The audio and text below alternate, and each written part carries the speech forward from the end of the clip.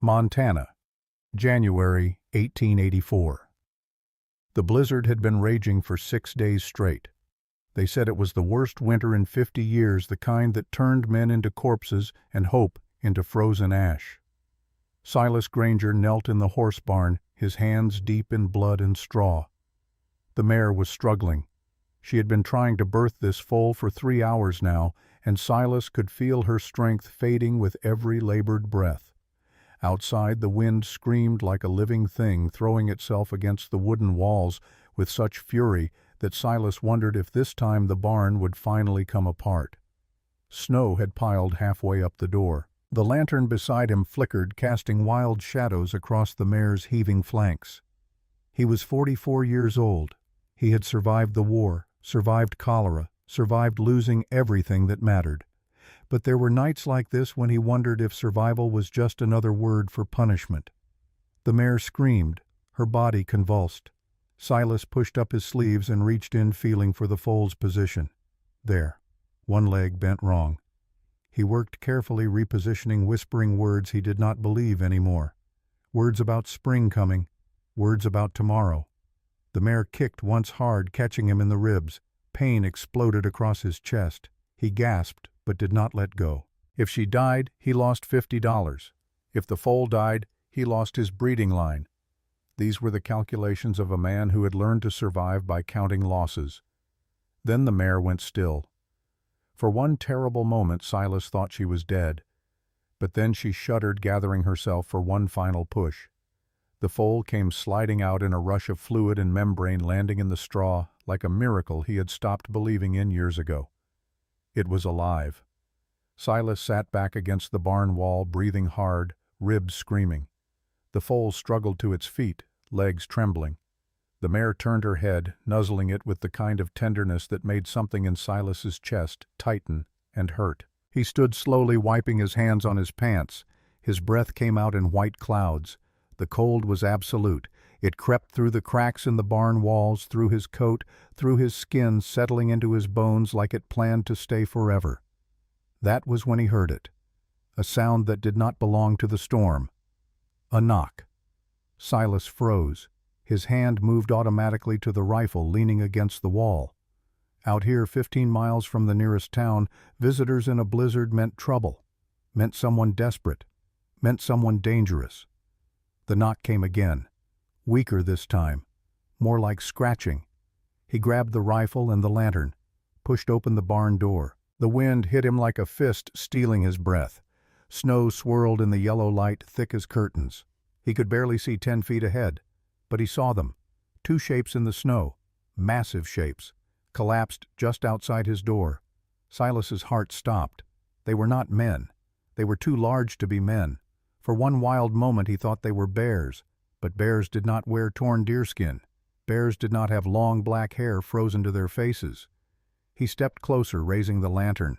They were women, but they were giants. The one in front was enormous, taller than any man Silas had ever seen, broader through the shoulders than a blacksmith. She was on her knees in the snow, head bowed, long hair hanging in frozen ropes around a face carved from pain and exhaustion. Her arms, bare despite the cold, were thick with muscle and covered in scars. Behind her, collapsed completely, was another woman, slightly smaller but still impossibly tall. Her eyes were closed. Her lips were blue. The first woman lifted her head. Her eyes found Silas. They were dark as wet stone, fierce even now, even dying. She spoke. Her voice was barely a whisper under the wind. "I need the warmth of a man like you." Everyone turned us away. Silas stood frozen. Every instinct screamed at him to shut the door, to bolt it, to pretend he had never seen them. Apache women. Giant Apache women. Nothing but trouble, nothing but death, wearing a different face. But then the woman reached out. Her hand, huge and scarred, grasped weakly at the doorframe. Her fingers were purple with frostbite. "Please, don't let my sister die in the cold. If you can only save one, save her." Silas looked at the woman behind her. Unconscious. Maybe already dead. Her chest barely moved. He thought about his wife, about his daughter, about all the choices he had made that he could never unmake. He thought about the 23 people who died because he stayed silent. He lowered the rifle. The woman's eyes widened. Hope flickered there, fragile as the lantern flame. Silas bent down, tried to lift the unconscious woman. She was impossibly heavy, at least 200 pounds of solid muscle. He got his arms under her shoulders and heaved. His ribs screamed. His back screamed. But he got her up. The conscious woman tried to stand. Her legs buckled. She fell against him. Together the three of them stumbled toward the cabin, leaving a trail of blood in the snow. Inside, Silas kicked the door shut. The wind howled in fury at being denied. He dragged the unconscious woman to the fireplace, laid her on the deerskin rug. The other woman collapsed beside her sister, curling around her protectively, even as her own body shook with violent tremors. Silas stared at them. In the firelight he could see them clearly. They were not just tall, they were titans. The conscious one had to be 7 feet if she was an inch, shoulders like a lumberjack, arms roped with muscle, but her face was a woman's face, high cheekbones and full lips, beautiful in a way that was almost frightening. The unconscious one was slightly smaller, maybe 6'9", with softer features, gentler. Her eyes moved behind closed lids, dreaming or dying. Both were covered in scars, some old silvered with time, some fresh, still scabbed, but worst were the circular burns on their shoulders and backs, deliberate, patterned, brand marks. Silas had seen brand marks before, on cattle, on horses, on slaves back before the war, never on free women. He forced himself to move, built up the fire until it roared, grabbed every blanket he owned and piled them on. Heated water added ginger root, forced spoonfuls between their blue lips. The conscious woman drank. The unconscious one did not respond. Silas checked her pulse. It was there, but weak, thready. Her breathing was shallow. He had seen enough dying to know what it looked like. He cut away their wet clothes. This was not a time for modesty.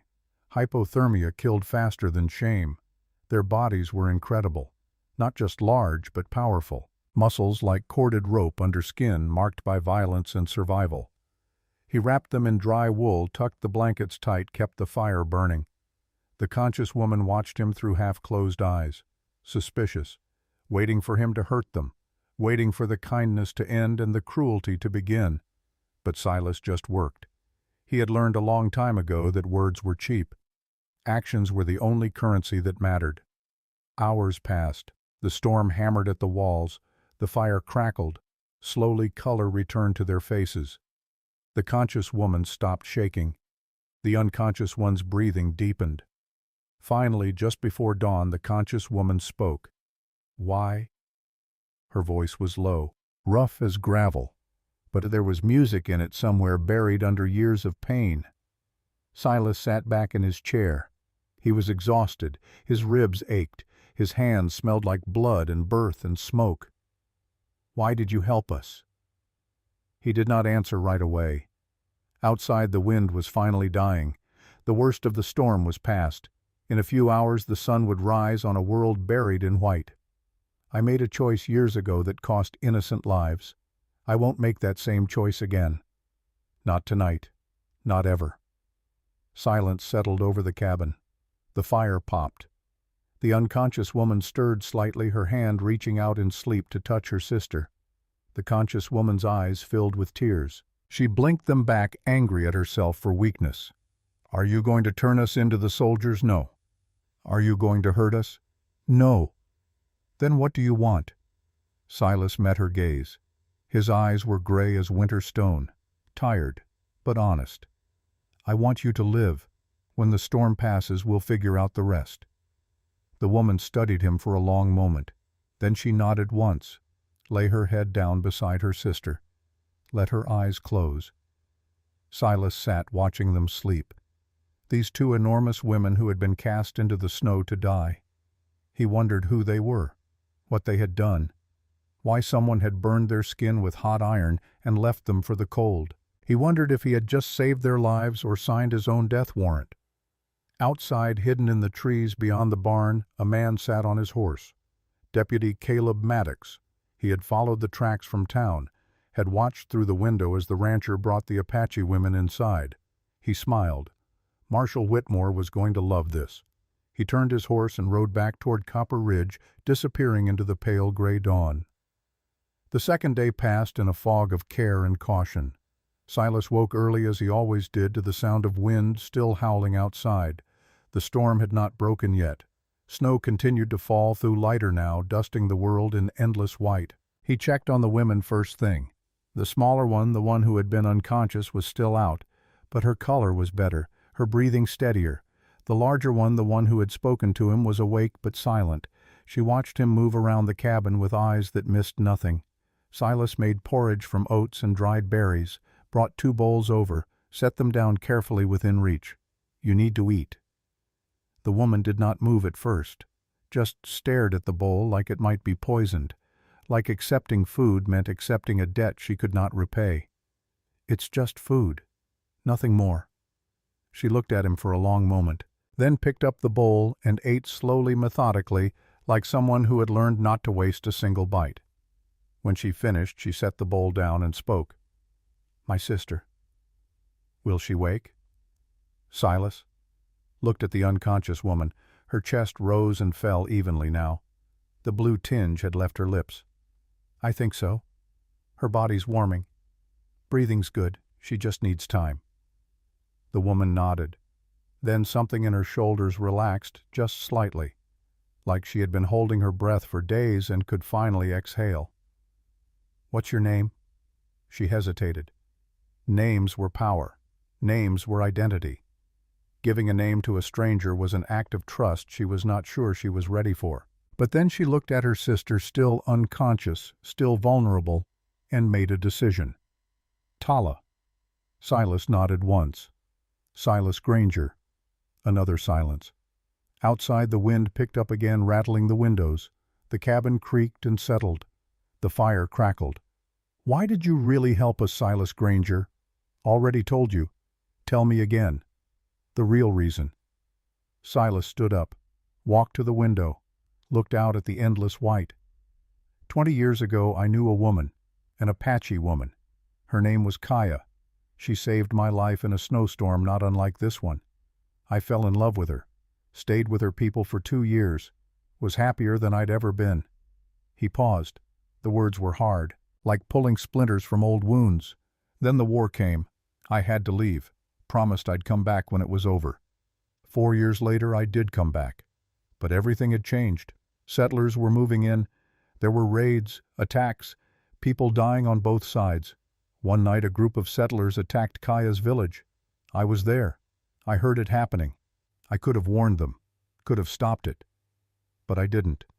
I stood at the edge of the trees and I watched. 23 people died that night, including Kaya. His voice had gone flat, empty. My wife found out eventually. Found out what I'd done, what I'd failed to do. She couldn't forgive me. Took our daughter and left. I haven't seen them in 5 years. Tala was quiet for a long time. Then she spoke, her voice softer than before. "So you saved us to save yourself." Silas turned from the window.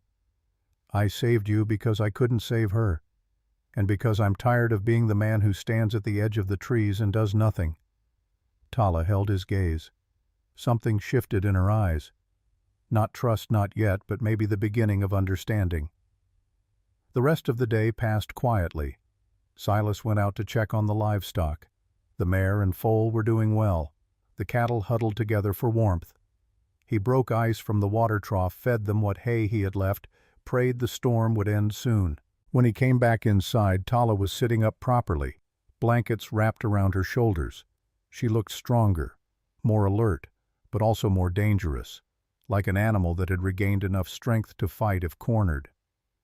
That evening, as darkness fell early the way it does in winter, the smaller woman finally stirred. Her eyes opened slowly, confused, frightened. She looked around the cabin, taking in the unfamiliar surroundings, and panic flared across her face.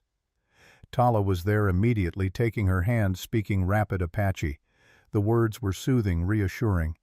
The smaller woman's breathing calmed. Her eyes found Silas across the room. "Where are we?" Her voice was softer than Tala's. musical, like water over stones. "My cabin. You're safe." She looked at Tala.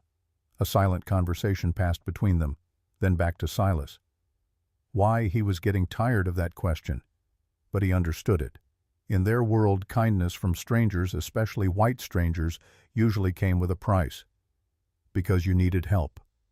The woman studied him. Her eyes were kinder than her sister's, less hardened by violence. But there was strength there too, a different kind of strength. "Thank you." 2 simple words, but the weight behind them was immense. Silas made dinner. Venison stew from meat he had smoked in the fall. Bread from the last of his flour. He brought them bowls. This time they both ate without hesitation. After dinner, Silas added more wood to the fire. The women sat together speaking quietly in Apache. He could not understand the words, but he understood the tone. They were discussing him, deciding whether to trust him, deciding what to do next. Finally, the smaller woman spoke. "My name is Imala. Tala is my sister." Silas nodded. "Pleased to meet you properly, Imala." She smiled. It transformed her face, made her look younger, less burdened. "The burns on our backs. You saw them." It was not a question. "Yes. Do you want to know how we got them?" "Only if you want to tell me." Imala looked at Tala.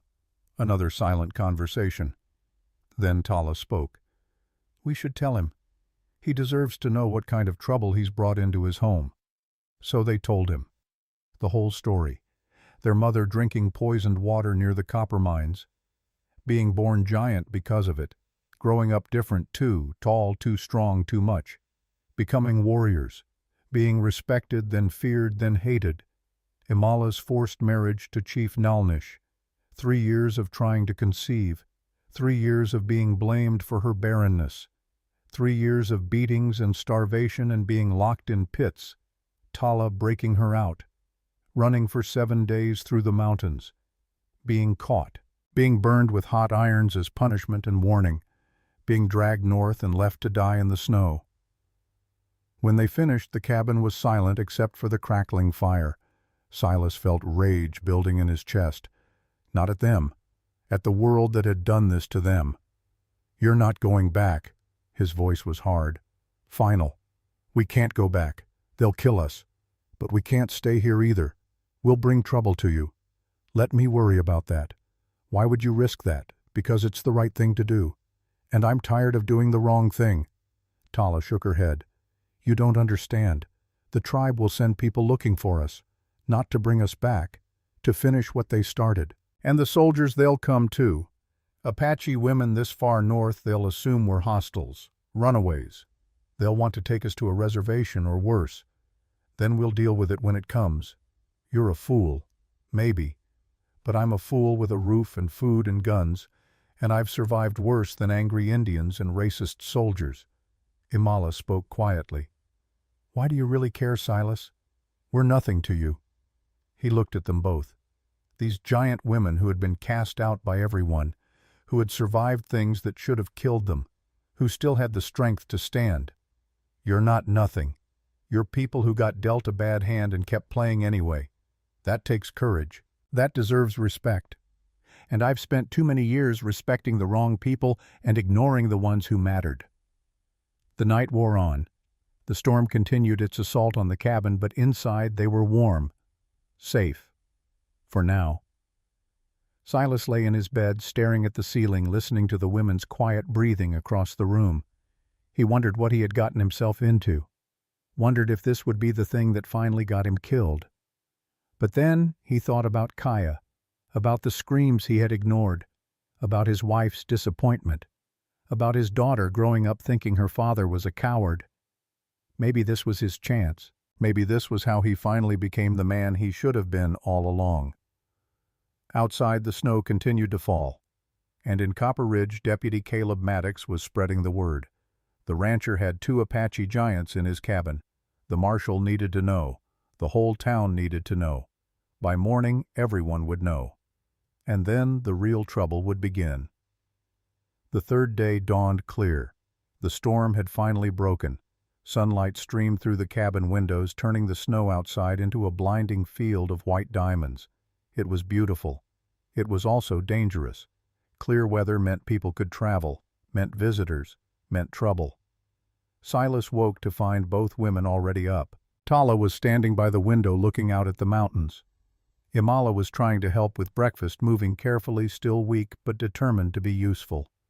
"You should rest." Imala shook her head. "I've rested enough.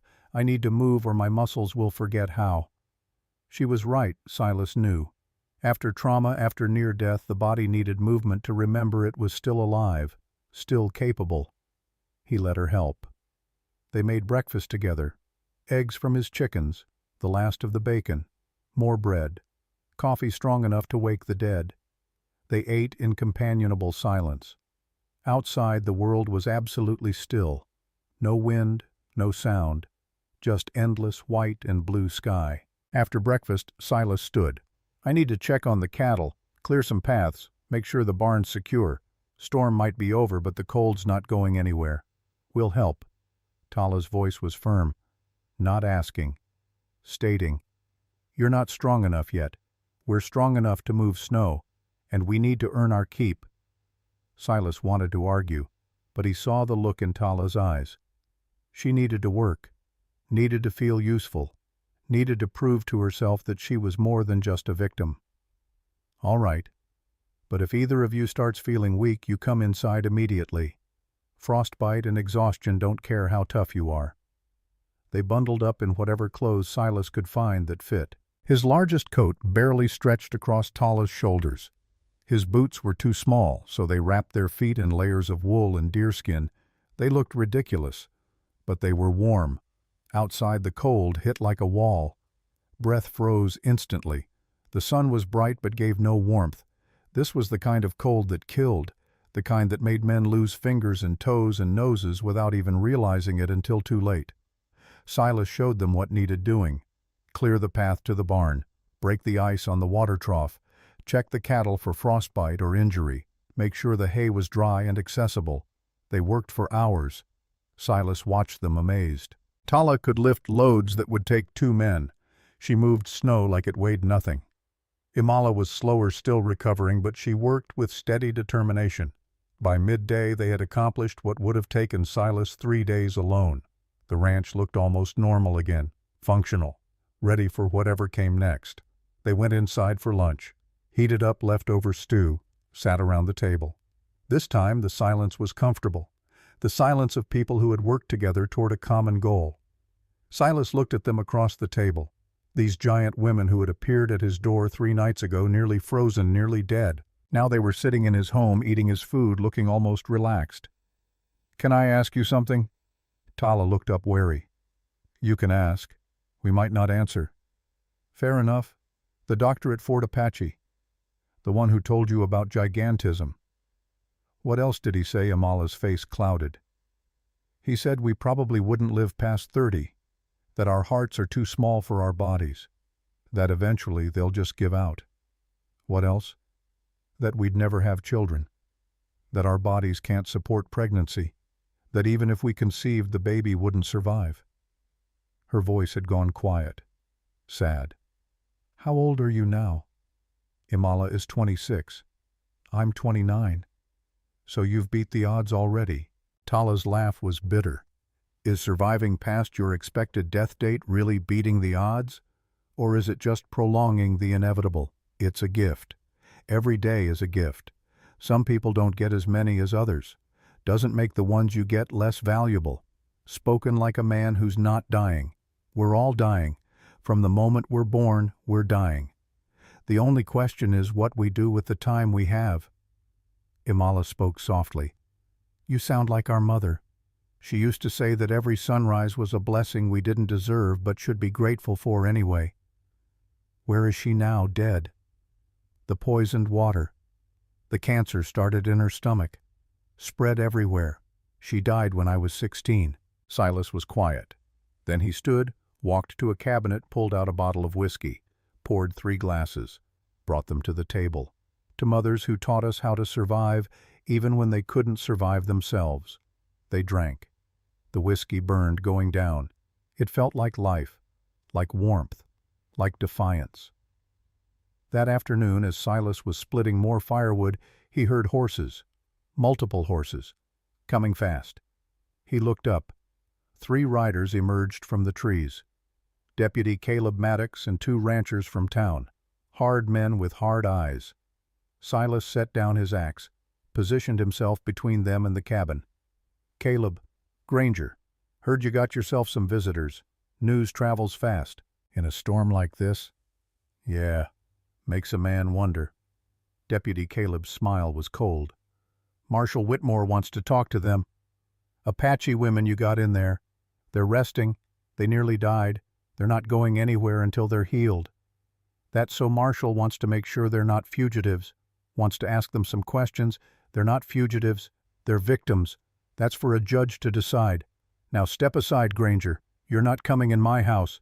One of the ranchers spat tobacco juice into the snow. "You got no legal right to harbor them. We can take them by force. You can try." The tension was thick enough to cut. Caleb's hand moved toward his gun. Then the cabin door opened. Tala stepped out. All 3 riders froze. Tala stood in the doorway, 7 feet of muscle and fury. She wore one of Silas's old shirts, which barely fit across her shoulders. Her hair hung loose down her back. In her hand she held the splitting axe. Behind her, Imala appeared, only slightly smaller, just as imposing. The horses spooked. Caleb's mount reared. He fought to control it. "Jesus Christ! What the hell are they?" Tala stepped forward. Her feet were bare in the snow, but she did not seem to feel the cold. She walked right up to Caleb's nervous horse, looked up at him with eyes that promised violence. "You want us. Come and take us." Her voice was low, dangerous. The axe hung loose in her hand, but the threat was clear. Caleb's horse reared again. He struggled to control it. When he regained control, fear had replaced arrogance in his eyes. "This ain't over, Granger. Marshal's going to hear about this. You're harboring dangerous criminals. They're not criminals. That's not for you to decide." Caleb yanked his horse around. The other 2 men followed. They rode off fast, not looking back. When they were gone, Tala lowered the axe. Her hands were shaking. "We should leave, tonight. We're bringing trouble to you." Silas shook his head. "You leave now, you'll die. Cold's still deadly, and those men will be waiting on the road. Then what do? We stand our ground, together." Imala came down the steps, stood beside her sister. "Why are you doing this? We're nothing to you." Silas looked at both of them. These giant women the world had tried to break. "You're not nothing, not to me, and I'm done letting people die when I can stop it." That evening after dinner they sat around the fire. The mood was somber. They all knew what was coming. The deputy would be back, probably with the marshal, probably with more men. Silas cleaned his rifles, checked his ammunition, made sure his knives were sharp. He had fought in the war, had killed men, did not want to kill again, but would if he had to. Tala watched him. "You've done this before. Prepared for battle. 3 years in the Union Army. Saw action at Antietam, Gettysburg. Watched more men die than I can count. Why did you fight?" "Thought I was fighting to free people, to make the world better. Turns out war just makes the world bloodier. The rightness or wrongness of it gets lost in all the dying. Do you regret it?" "Fighting, no. The cause was just. But I regret every man I killed, every face I remember. War doesn't make heroes, it just makes survivors and corpses." Imala spoke quietly. "We've killed too. Had to. When we were warriors, raiders would attack. Other tribes wanting our land. We defended our people." Silas looked at her. "That's different. That's survival. What I did, what those soldiers did, that was politics dressed up as righteousness. Is there a difference?" "Not to the dead." Silence settled over them. Outside the temperature was dropping again. The clear day was giving way to a brutally cold night. Silas stood. "We should sleep.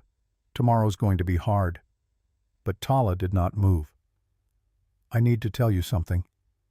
About why we can't go back. The real reason." Silas sat back down. "Chief Nalnish is Imala's husband. In the eyes of the tribe, in the eyes of Apache law, she belongs to him. When I took her, I didn't just help her escape. I stole another man's property. That's a death sentence. For both of us. And the burns. Those are the mark of thieves, of oath-breakers. Anyone who sees them knows we betrayed our tribe, knows we broke sacred law. What law? A woman cannot leave her husband, cannot refuse him, cannot take herself back. To do so is to spit on everything the tribe holds sacred. That's not law. That's slavery. Tala's laugh was bitter. Call it what you want. The result is the same. We are marked, hunted. There is no tribe that will take us in, no place we can hide. The burns make sure of that. Then we cut them off. Both women stared at him. What? The burns. The scar tissue. We cut it off. I've done it before. During the war. Men with infected wounds. Sometimes you have to cut away the bad flesh to let the good flesh heal. That's madness. Maybe, but it's also survival. Those marks are a death sentence. Without them, you're just two tall women. With them, you're fugitives everywhere you go. Imala touched her shoulder where the burn mark was. Would it work? I don't know. Maybe. Probably leave worse scars, but at least they wouldn't be recognizable, wouldn't scream what you are to everyone who sees them. Tala looked at her sister. Imala looked back. Another one of those silent conversations. Then Tala nodded. When? Not tonight. We need to be ready for whatever the marshal brings tomorrow. But after. If we survive. We'll do it. If we survive. The words hung in the air like a prayer. They settled in for the night. Silas took first watch, sitting by the window with a rifle across his lap, watching the tree line, watching for movement, watching for trouble. Around midnight, Imala came and sat beside him. Can't sleep. She shook her head. Too much thinking. About what? About what happens next. About whether we'll live through tomorrow. About what kind of life we can have if we do. What kind of life do you want? She was quiet for a long time. Then she spoke, her voice barely a whisper. A simple one. A cabin like this. Animals to care for. Work to do. Maybe someone to share it with. Children, if the doctors are wrong. If miracles exist. Silas looked at her. At this giant woman with gentle eyes and a warrior's body. At this person the world had tried so hard to break. Miracles exist. I'm looking at one right now. She smiled. A real smile. The kind that reaches the eyes. You're a strange man, Silas Granger. Most white men would have left us in the snow, would have turned us in for a reward, would have hurt us just because they could. But you didn't. Why, because I've spent too many years being the kind of man I hate. And maybe if I help you, I can finally become the kind of man I want to be. And what kind of man is that? The kind who opens doors instead of closing them. The kind who stands up instead of standing aside. The kind who chooses people over property, kindness over comfort, right over easy. Imala reached out and took his hand. Her hand was huge, rough with calluses, but her touch was gentle. Thank you, Silas, for everything. Don't thank me yet. We've got a hard day coming. I know, but thank you anyway. They sat together in the darkness, two broken people finding strength in each other. Outside the stars burned cold and bright. Inside the fire burned warm. And 15 miles south in Copper Ridge, Marshal Whitmore was gathering men. By dawn he would ride north with a dozen armed deputies and ranchers. By tomorrow night, this would be over. One way or another, it would be over. Dawn broke cold and clear. Silas woke to find Tala already up, standing by the window with a rifle in her hands. She had positioned herself where she could see the approach from town. Smart, tactical. This woman knew how to prepare for battle. "You've been up all night." Tala did not turn from the window. Someone had to watch. "You need sleep to fight." "I need less." "That's not true. You need rest, same as anyone." "Maybe. But I'll rest when I'm dead. Which might be today." Her voice was flat, matter of fact, like she was discussing the weather rather than her own potential death. Silas stood and joined her at the window. The snow stretched out endlessly, unbroken except for the tracks they had made yesterday. The tree line was dark against the white. Nothing moved. "They'll come. Question is when. Midday probably.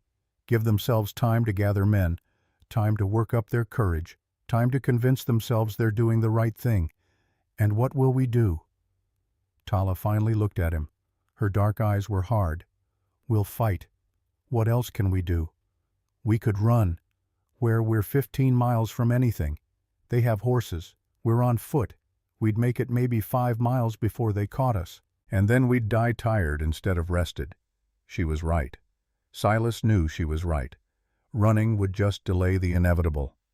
Imala emerged from the back room, moving slowly but steadier than yesterday. She had been listening. Maybe we don't have to fight. Maybe we can talk to them. Reason with them. You can't reason with men who've already decided you're guilty. Can't appeal to the humanity of people who don't see you as human. Tala's words were harsh but true. Silas had seen it before. During the war. After the war. Men who had convinced themselves that certain people were less than people. Once that line was crossed, once that belief took root, no amount of evidence or argument could dislodge it. Then we prepare. We make this cabin a fortress. We make it so costly to take us that maybe they'll reconsider. They won't reconsider. But we can make them pay for every inch. Silas spent the morning preparing. He barricaded the windows with furniture, leaving just enough gap to shoot through. He filled buckets with snow to fight fires if they tried to burn them out. He loaded every gun he owned and positioned them around the cabin within easy reach. He checked and rechecked his ammunition supply. 43 rounds for the rifles, 18 for the pistols. Not enough for a prolonged siege, but enough for a fight. Tala and Imala helped. They moved furniture like it weighed nothing. Tala understood tactics instinctively. She positioned the heavy oak table on its side near the door as a barrier. She made sure they had clear lines of fire to all approaches. She thought like a soldier because she was a soldier. Imala worked more quietly but no less effectively. She tore sheets into bandages. She boiled water and set it aside for cleaning wounds. She prepared food they could eat quickly without needing to cook. She thought like a healer because that was what her mother had been. By mid-morning the cabin was as ready as it could be. Now came the hardest part, the waiting. They sat together, not speaking much, each lost in their own thoughts. Silas thought about his daughter Grace, wondered what she looked like now. She would be 11 years old, almost grown. Did she remember him? Did she hate him? Did she wonder why he never came to find her? Tala stared at the wall, her jaw tight, her hands flexing unconsciously. She was preparing herself mentally. Silas recognized the look. He had worn it himself before battle. That moment when you accept that you might die, when you make peace with it, when you transform fear into cold determination. Imala sat with her eyes closed, lips moving silently. Praying maybe, or remembering, or saying goodbye to a life she had barely gotten to live. Around noon, Tala stiffened. Horses, many horses. Silas moved to the window. She was right. A line of riders was emerging from the trees. He counted quickly. 12 men, all armed, led by Marshal Whitmore on a big gray horse. They stopped about 50 yards from the cabin, just out of easy rifle range. Smart. The marshal was no fool. Marshal Whitmore's voice carried across the snow. Silas Granger. This is your last chance. Send out those Apache women and we'll let you be. Keep them, and you're guilty of harboring fugitives. The penalty is loss of property and imprisonment. Silas opened the door a crack. Called back, they're not fugitives. They're victims. They have a right to shelter. They're runaways. Property of Chief Nalnish. He's demanded their return. A man doesn't own his wife. Not anymore. The war settled that. That's white law, not Indian law. These women broke tribal law. They belong to their tribe. They don't belong to anyone but themselves. The marshal was quiet for a moment. Then his voice changed. Became harder, colder. Last chance, Granger. Send them out or we come in and take them. Then come ahead. But know that I've got 3 rifles and clear lines of fire. Know that the first man through that door dies. Know that I've killed before, and I'll kill again to protect innocent people. Those women aren't innocent. Neither are you. Silence. Long silence. Then the marshal turned his horse and rode back to consult with his men. Tala moved beside Silas. You didn't have to do that. Didn't have to protect us. Yes, I did. Why? We're nothing to you. Just two women you found in the snow. Silas looked at her. At this towering woman who had survived everything the world threw at her. You're not nothing. And I'm tired of standing by while innocent people get hurt. Tired of being a coward. If I die today, at least I die doing the right thing. Imala joined them. If we fight, they'll kill you too. Your land will go to that man, that Cain. Everything you built will be lost. Then it's lost. Better to lose property than lose yourself. The marshal was riding back, but this time he stopped closer. Maybe 30 yards. Still out of pistol range, but close enough that Silas could see his face clearly. Granger, I've got an offer. Let me come in and talk. Just me. No weapons. Let's see if we can settle this without bloodshed. Silas looked at Tala. She shook her head. It's a trap. Has to be. Maybe. But maybe it's also a chance to end this without killing. And maybe he puts a knife in your back the moment you turn around. I'll take the chance. We can't fight 12 men and win. If there's any possibility of talking our way out of this, I have to try. Against his better judgment, against every tactical instinct he possessed, Silas called back. All right, but you come alone, unarmed, and you stand where I can see your hands at all times. Agreed. The marshal dismounted, removed his gun belt, held his hands up and walked slowly toward the cabin. Silas opened the door but stood in the doorway, rifle ready, blocking the marshal's view inside. Marshal Whitmore stopped 10 feet away. He was older than Silas had expected, maybe 60.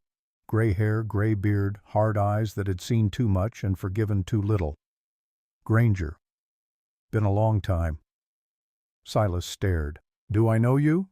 You don't remember me, but I remember you. Fort Kearney, 1862.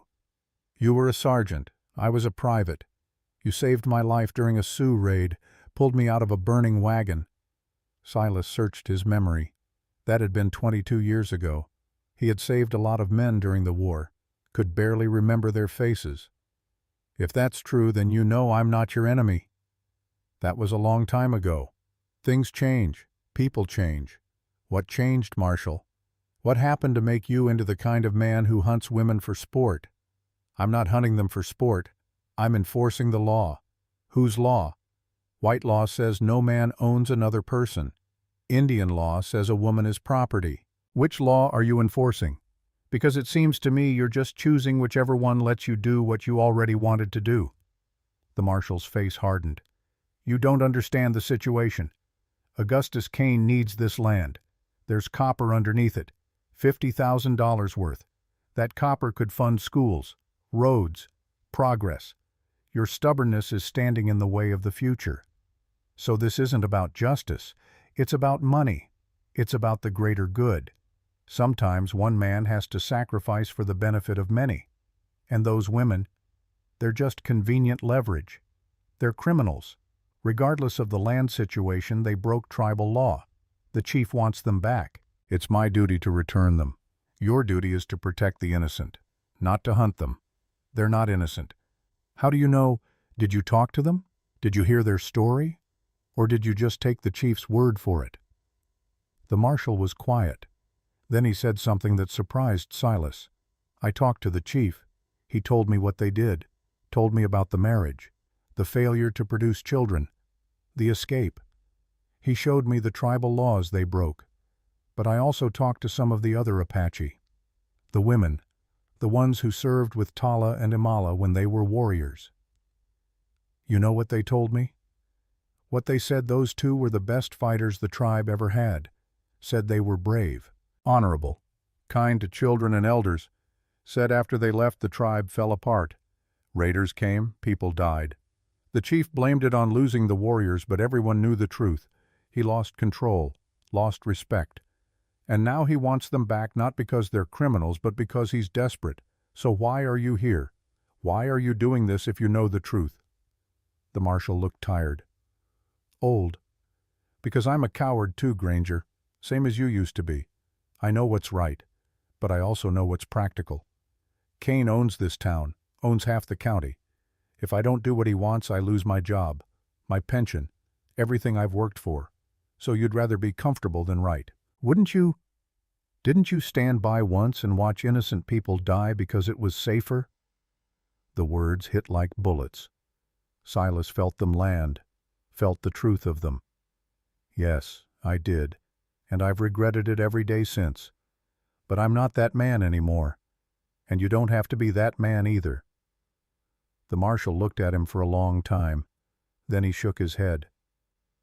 I'm too old to change, too tired. I've made my choice. Question is, have you made yours? I have.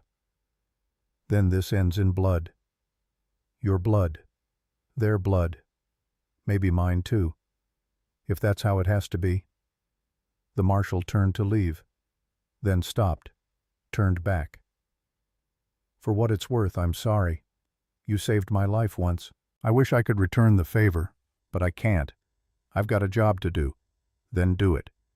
But know that I'll fight, and I'll make it cost you more than Cain's willing to pay. The marshal nodded once, walked back to his men. Silas closed the door. Tala was standing there, having heard everything. He's coming back, with all of them. I know. What do we do? Before Silas could answer, Imala spoke from across the room. We don't fight. We run. They both turned to look at her. We can't outrun horses. We don't run on foot. We take horses. While they're preparing to attack, we go out the back circle around to where they left their horses. Take 3 of the fastest ones. Ride hard for Fort Apache. Find the doctor. Get help. That's suicide. We'd never make it. Maybe not. But it's better than dying here. Better to die trying to escape than die trapped like animals. Tala looked at Silas. For the first time since he had met her, he saw uncertainty in her eyes. What do you think Silas thought about it?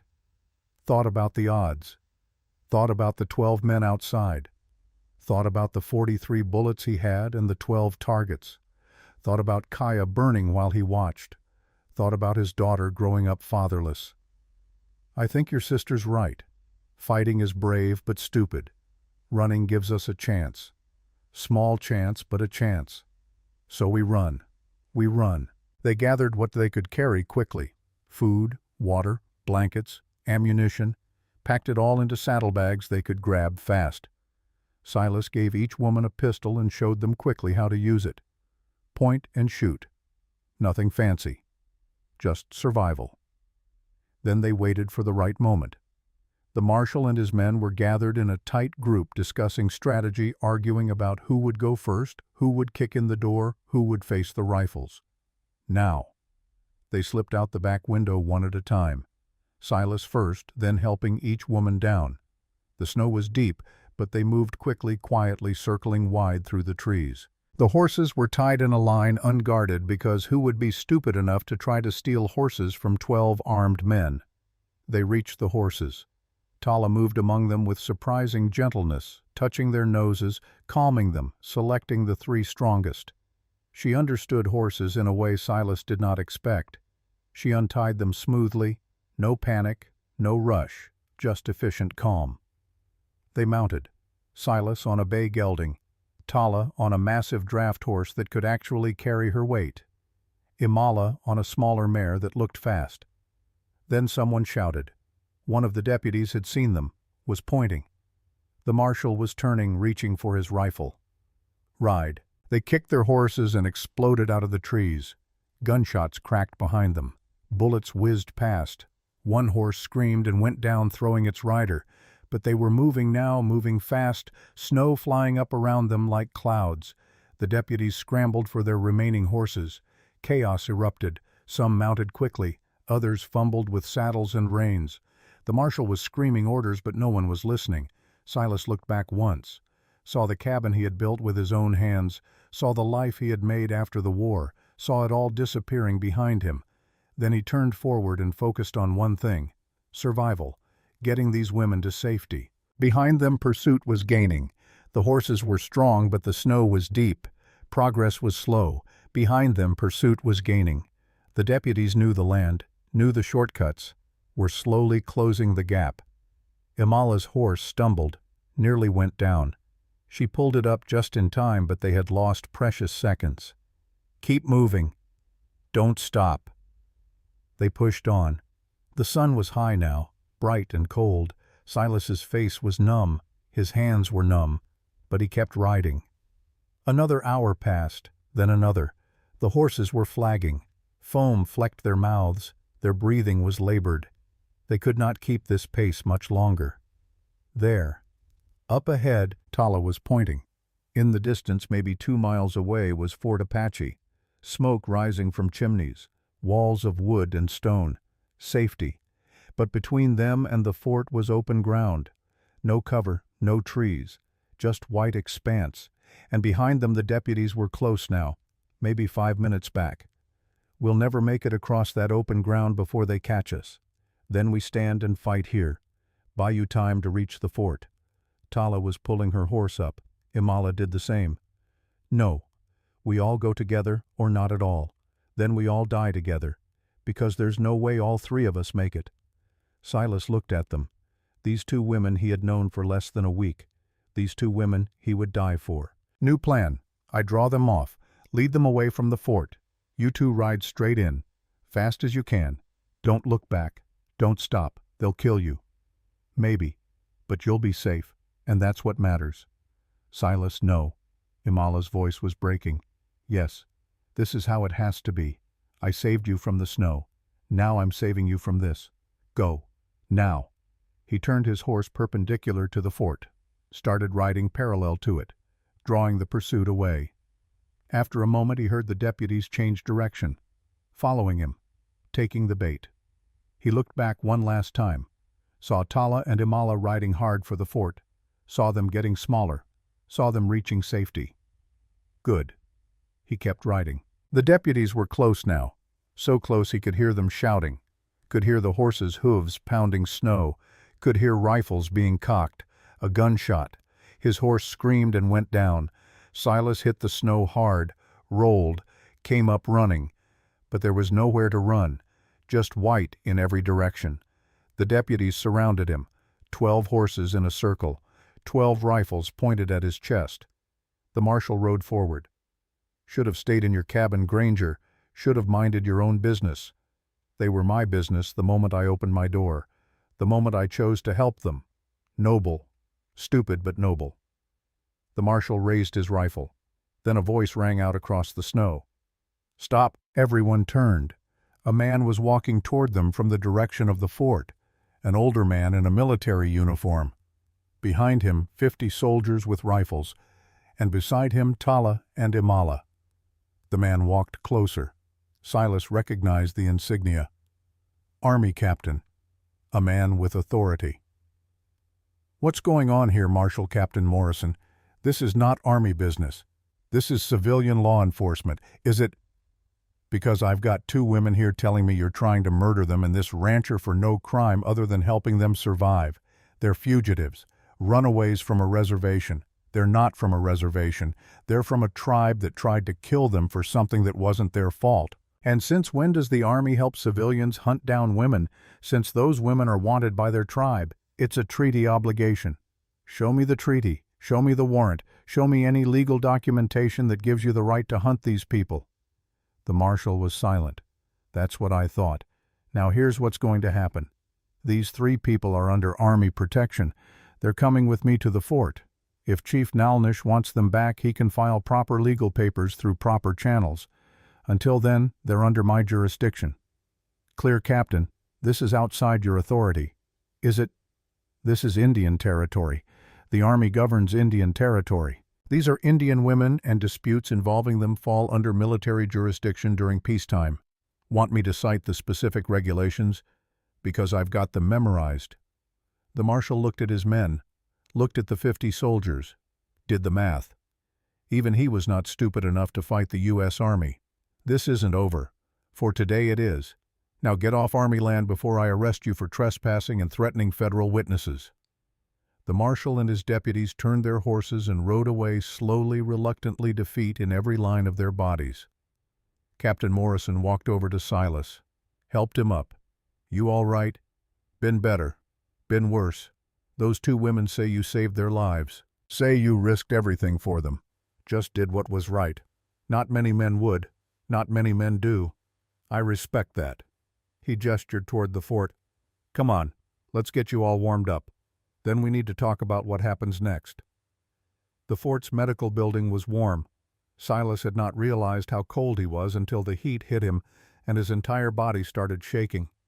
Tala and Imala were already inside, sitting on examination tables while an army doctor checked them over. Dr. Emil Hartmann was 60 if he was a day. German accent thick enough to cut with a knife. Gray beard, wire glasses, hands that shook slightly with age but moved with practiced precision. So, you are the giants I have heard about. His voice was clinical but not unkind. He examined Tala first, listened to her heart, checked her eyes, felt her bones and joints, measured her height precisely, 7 feet and 1 inch. Then Imala, 6 feet 9 inches exactly. When he finished, he sat down heavily in a chair. Gigantism, acromegaly, caused by tumor on pituitary gland. Or in your case, more likely environmental. Chemical exposure during development. You said your mother drank poisoned water. Imala nodded. From the copper mines. The water was green, made people sick. Dr. Hartmann nodded grimly. Arsenic, mercury, other heavy metals. In pregnant women can cause developmental abnormalities in fetus. Your case is rare but not unprecedented. I have read about similar cases in medical journals. Children exposed to industrial chemicals growing to abnormal sizes. Will we die young? The question came from Tala. Blunt, direct, no softening. Dr. Hartmann looked at her over his glasses. Honestly, I do not know. The literature suggests yes. Heart cannot sustain body of this size forever. But literature is based on small sample size. Every case is different. You may live to 30, may live to 60. No way to predict. And children? Can we have children? The doctor's face softened. Again, I cannot say for certain. Your reproductive system appears normal, but pregnancy would put enormous strain on heart and body. Risk of death during childbirth would be high, very high. I would not recommend it. But it's possible, anything is possible. But probability is low, and danger is extreme. Imala's face fell. Tala reached over and took her hand. Thank you for your honesty, doctor. I wish I had better news. But I will say this. You two have already beaten odds. You survived childhood with this condition. Survived abuse. Survived being left to die in snow. You are fighters. Survivors. Do not let my prognosis steal your hope. After the examination, Captain Morrison took them to a small quarters building. 2 rooms with beds, a stove, a table. Simple but warm and safe. You can stay here as long as you need. The fort is neutral ground. The marshal can't touch you here. Neither can your tribe. What's the catch? Tala's voice was suspicious. Nothing was ever free. There was always a catch. No catch. But we need to figure out a long-term solution. You can't stay here forever. Eventually you need somewhere permanent to go, somewhere safe. Where would that be? We can't go back to the tribe, can't stay on white land without protection. Where do people like us belong? Morrison was quiet for a moment. I don't know. But we'll figure something out. After he left, the 3 of them sat together, exhausted, relieved, but also uncertain. What do we do now? Imala's question hung in the air. Silas had no answer. He had lost his ranch, lost everything he owned. All he had left was the clothes on his back and 2 women who needed protection he could not provide. We start over, find a new place, build a new life. Where I don't know. But we'll find somewhere. Has to be somewhere in this big country where 3 outcasts can make a life. Tala stood and walked to the window, looked out at the fort, at the soldiers drilling in the snow, at the flag snapping in the wind. I've been fighting my whole life, fighting to prove I was strong enough, brave enough, good enough, and it never mattered. No matter how many battles I won, I was still just the cursed giant, the freak, the monster. You're not a monster. Then what am I? You're a woman who survived, who protected her sister, who kept fighting when anyone else would have quit. That makes you a warrior, a real warrior. Not because of your size or strength, but because of your heart." Tala turned to look at him. Her eyes were wet. "Why do you care so much? We've destroyed your life. Cost you everything. You didn't destroy anything. I made a choice. I'd make it again." "Why?" "Because for the first time in 20 years I'm proud of who I am. I'm proud of the choice I made. I'm proud to be the man who stood up instead of standing aside. That's worth more than any ranch, more than any property. That's worth everything." Imala stood and walked over to Silas. She was so tall she had to look down to meet his eyes. She reached out and touched his face gently. "Thank you, Silas Granger, for giving us back our lives." Then she leaned down and kissed him, softly, gently. A kiss that held all the gratitude and affection and hope she had been too afraid to show before. When she pulled back, Silas was speechless. Tala was staring. Imala was blushing. "I'm sorry. I shouldn't have. No. Don't apologize." That was. He did not know how to finish the sentence. Did not have words for what he was feeling. Tala broke the tension. "Well, this is complicated." They all laughed. Real laughter. The kind that releases tension and fear and brings people together. That night they shared a meal provided by the fort. Beef stew, fresh bread, real coffee. They ate slowly, savoring each bite, talking quietly about small things. Not the past, not the uncertain future, just the present moment. After dinner, Silas stepped outside, needed air, needed to think. Imala followed him out. They stood together in the cold breath, steaming, looking at the stars. "What are you thinking about my daughter?" "Grace. She'd be 11 now. Wonder if she's happy. If she remembers me. If she hates me for not coming to find her." "Why didn't you?" "Because I was ashamed. Ashamed of what I'd become, what I'd done. Didn't want her to see me that way. Thought she was better off without me. And now I think maybe I was wrong. Maybe she needs to know that people can change, that mistakes don't have to define you, that you can choose to become better. You should go find her. After this is settled, you should tell her that." "Maybe I will." They were quiet for a moment. Then Imala spoke. "That kiss, earlier, I meant it. I know it's strange. I know I barely know you. But you make me feel safe. Make me feel like maybe I could have a normal life. Maybe even be happy." "Imala, I'm 20 years older than you. I'm a broken-down rancher with nothing to my name. You could do so much better, better than a man who risked everything to save me, a man who chose right over easy." "I don't think so." She took his hand. Her huge hand dwarfed his, but somehow it felt right. "I don't know what happens next. Don't know where we'll go or how we'll survive. But I know I want you with us. Want you beside us. If you'll have us." Silas looked at her. This giant woman with the gentle heart. This person who had survived everything and still had the courage to hope. "I'd be honored." They stood together under the stars, two broken people finding wholeness in each other. Inside, Tala watched through the window. A small smile played at her lips. Her sister deserved happiness, deserved love, deserved all the things the world had tried to deny her. And maybe, just maybe, they all deserved a second chance. The next morning, Dr. Hartman requested to see Imala and Tala again. His face was serious when they entered his office. "I have been thinking about your condition, about the burns, the scarring, the marks that identify you as runaways, and I have a proposal. We're listening.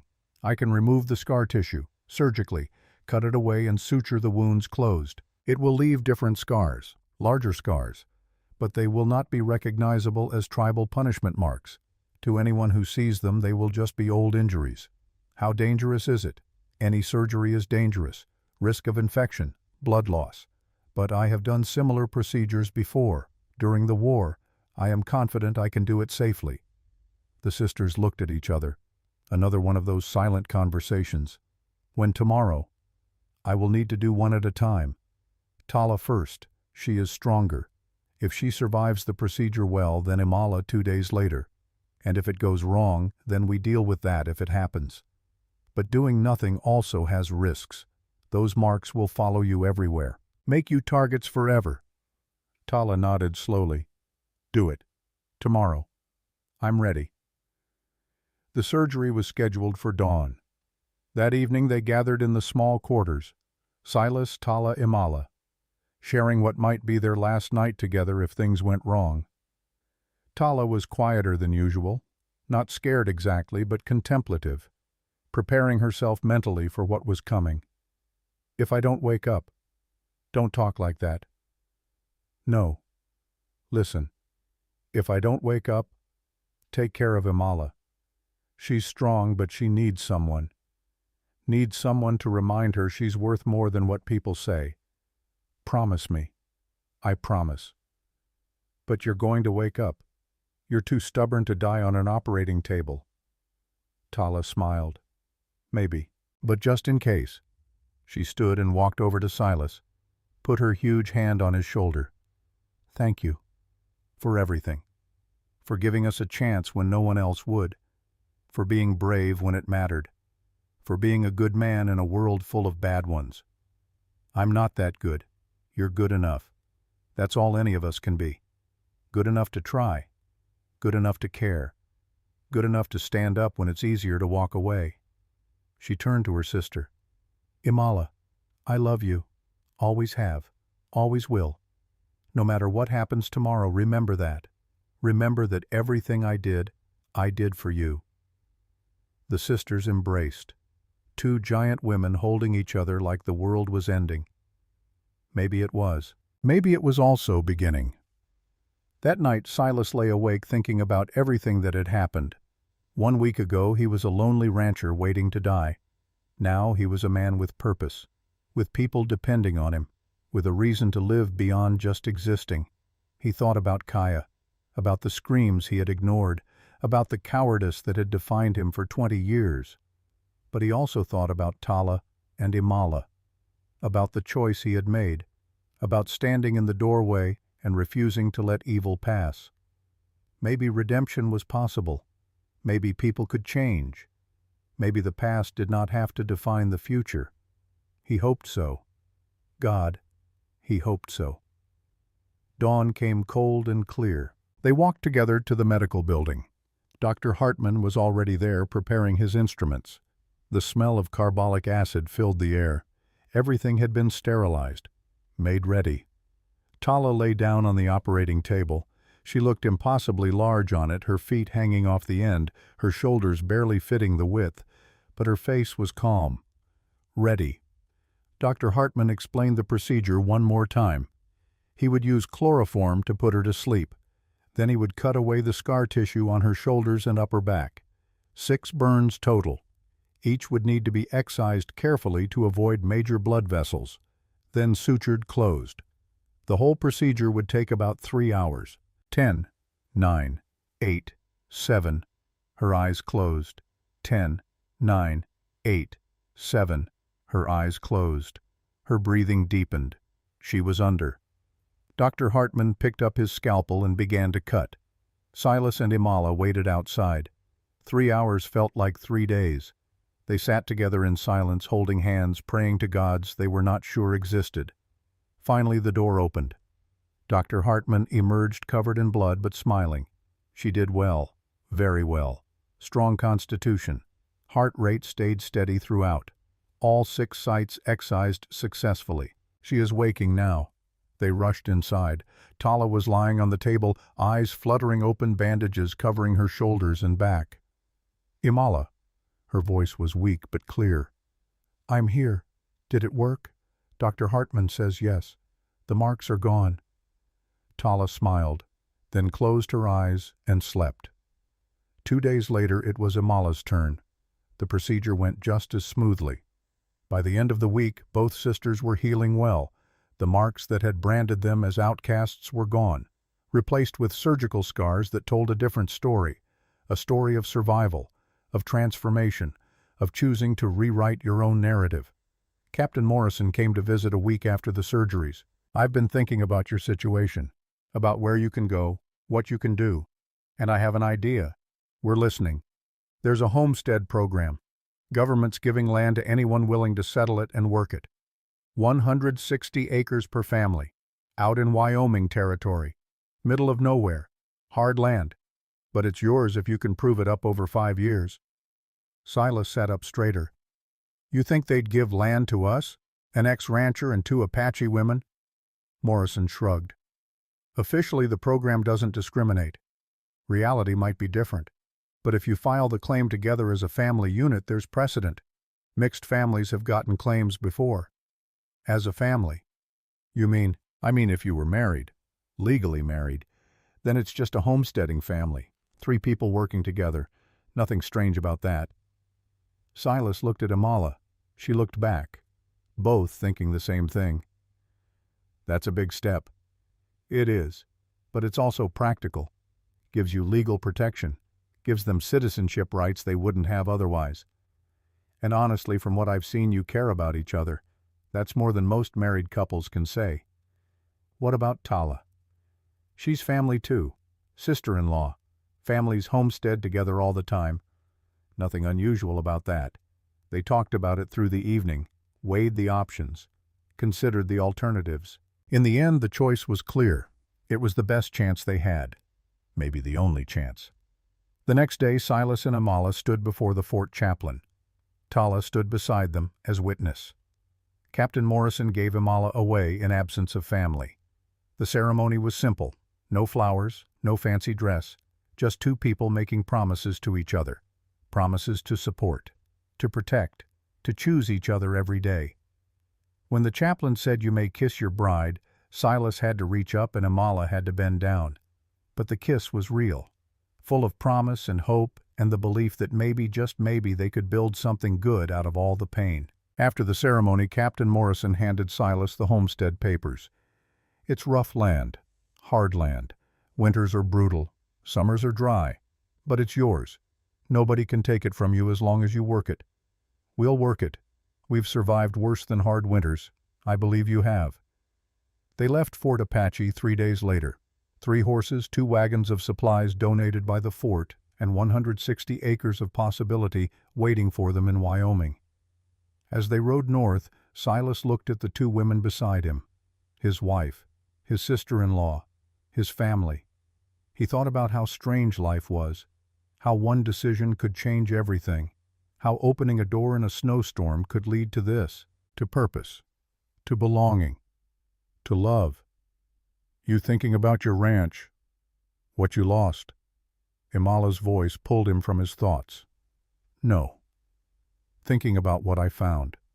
She smiled, reached across and took his hand. Behind them, Tala rode tall and proud. The burns were gone. The past was fading. The future was uncertain, but theirs to make. They rode toward Wyoming, toward land that had never known a plow, toward winters that would test them and summers that would burn them. But they rode together, and that made all the difference. Wyoming Territory. Spring, 1884. The land stretched out endlessly in every direction. Rolling grassland broken by rocky outcroppings and stands of cottonwood trees along creek beds. It was beautiful in a harsh, unforgiving way, beautiful like a knife blade catching sunlight. They stood on a small rise looking at what would be their home. 160 acres of possibility. The land patent was in Silas's name, with Amala listed as his wife. Legal, binding, protected by federal law. This is it. This is ours. Silas's voice held wonder. After losing everything, after running for his life, he owned land again. Not leased, not borrowed. Owned. Where do we start? Tala was always practical, already thinking about shelter, water, survival. First we find water. Then we build. Can't do anything without water. They spent the first day exploring every inch of their claim. Found a creek running along the eastern boundary. Spring-fed, clear, cold, reliable. That decided where they would build. Near the creek but high enough to avoid flooding. Protected from north wind by a stand of trees. Open to the south for sun and warmth. That night they camped under the stars. No shelter yet. No walls. Just bedrolls and a fire, and the 3 of them looking up at more stars than any of them had ever seen. You scared? Amala asked the question quietly, directed at no one in particular but answered by Silas. terrified. Don't know how to homestead, never built a house from scratch, never broke prairie, never did any of this. But you'll try. It was not a question. Tala's voice was certain. I'll try. We'll try. That's all we can do. Try and see what happens. And if we fail, then we fail together. And that's better than succeeding alone. They started building the next morning. The fort had given them basic tools: saws, hammers, nails, an axe, a plow. Enough to start. Enough to survive if they were smart and lucky. Silas knew a little about construction from building his ranch in Montana. Tala knew about working with wood and stone from her warrior training. Imola knew about planning and organization from watching her mother heal and build. Between the three of them, they had enough knowledge to be dangerous. They decided on a cabin, one large room for now. They could add more later, 20 feet by 20 feet, big enough for 3 people to live without killing each other, small enough to heat through winter. The work was brutal: cutting trees, stripping bark, notching logs. The spring sun beat down. The wind never stopped. Every muscle ached, every bone hurt. But they kept working. Tala did the heavy lifting. She could carry logs that would take 2 normal men, could hold beams in place while Silas hammered, could dig post holes 3 feet deep without breaking a sweat. Imola did the detail work, measuring, marking, making sure everything was level and square. Her hands were steadier, her eye more precise. Silas did the skilled work, the joinery, the fitting, the making sure everything locked together properly. They worked from dawn until dark, ate simple meals, slept like the dead, woke up and did it again. After 2 weeks, the walls were up. After 3 weeks, the roof was on. After a month, they had windows and a door and a floor made of split logs. It was not pretty. The logs were rough. The chinking between them was mud and grass. The door hung slightly crooked, but it was theirs, built with their own hands. Solid, real. The first night in the cabin, they sat around the fireplace Silas had built from creek stones. The fire crackled. The walls kept out the wind. For the first time in months, they felt safe. We did it. We actually did it. Imala's voice held disbelief and pride. This is just the beginning. Now we need to break ground, plant crops, build a barn, get livestock. Always more work. Tala's voice was tired but content. Always. That's what homesteading is. Work until you die, then hope someone else keeps working. Sounds terrible. It is, but it's ours. Nobody can take this from us.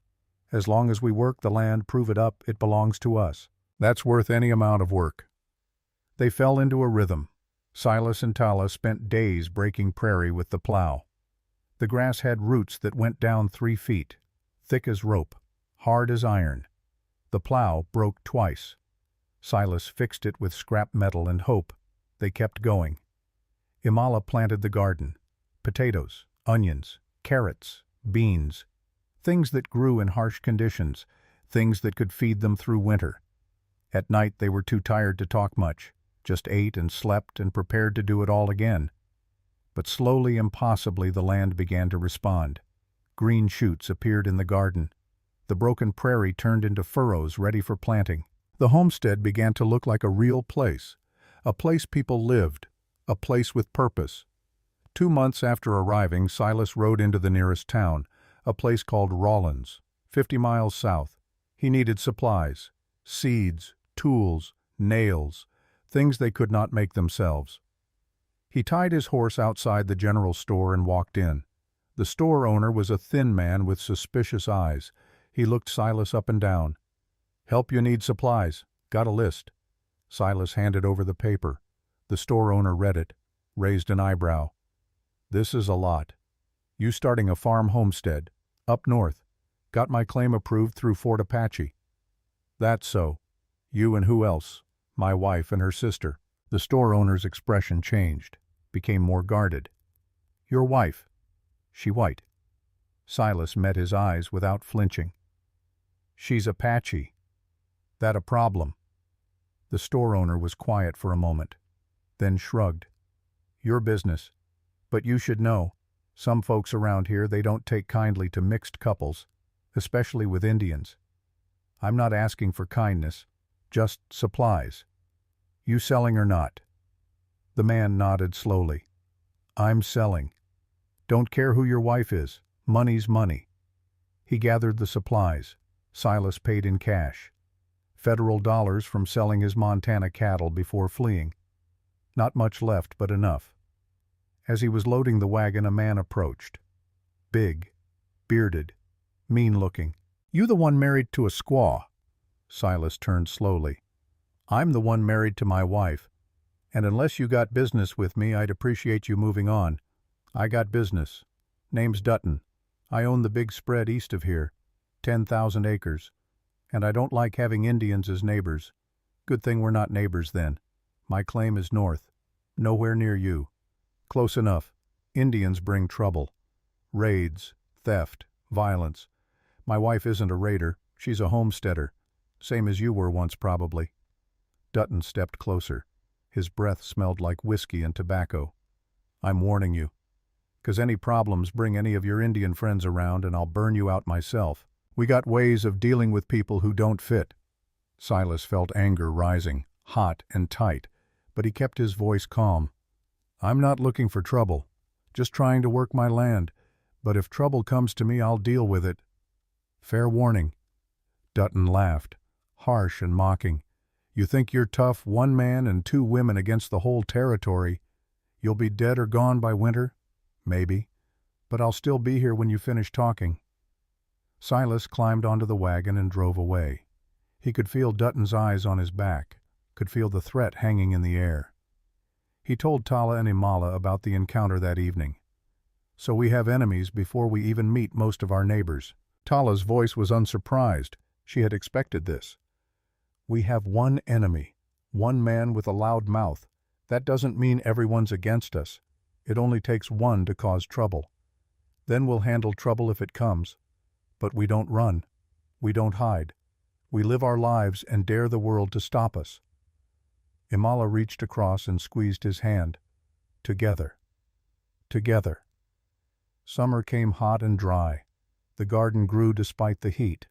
The crops Silas had planted in the broken prairie struggled but survived. They built a small barn, got 6 chickens from a traveling peddler, bought 2 goats for milk. The homestead was starting to look like a real farm, but tension was building. Dutton spread word about the Indian women on the northern claim.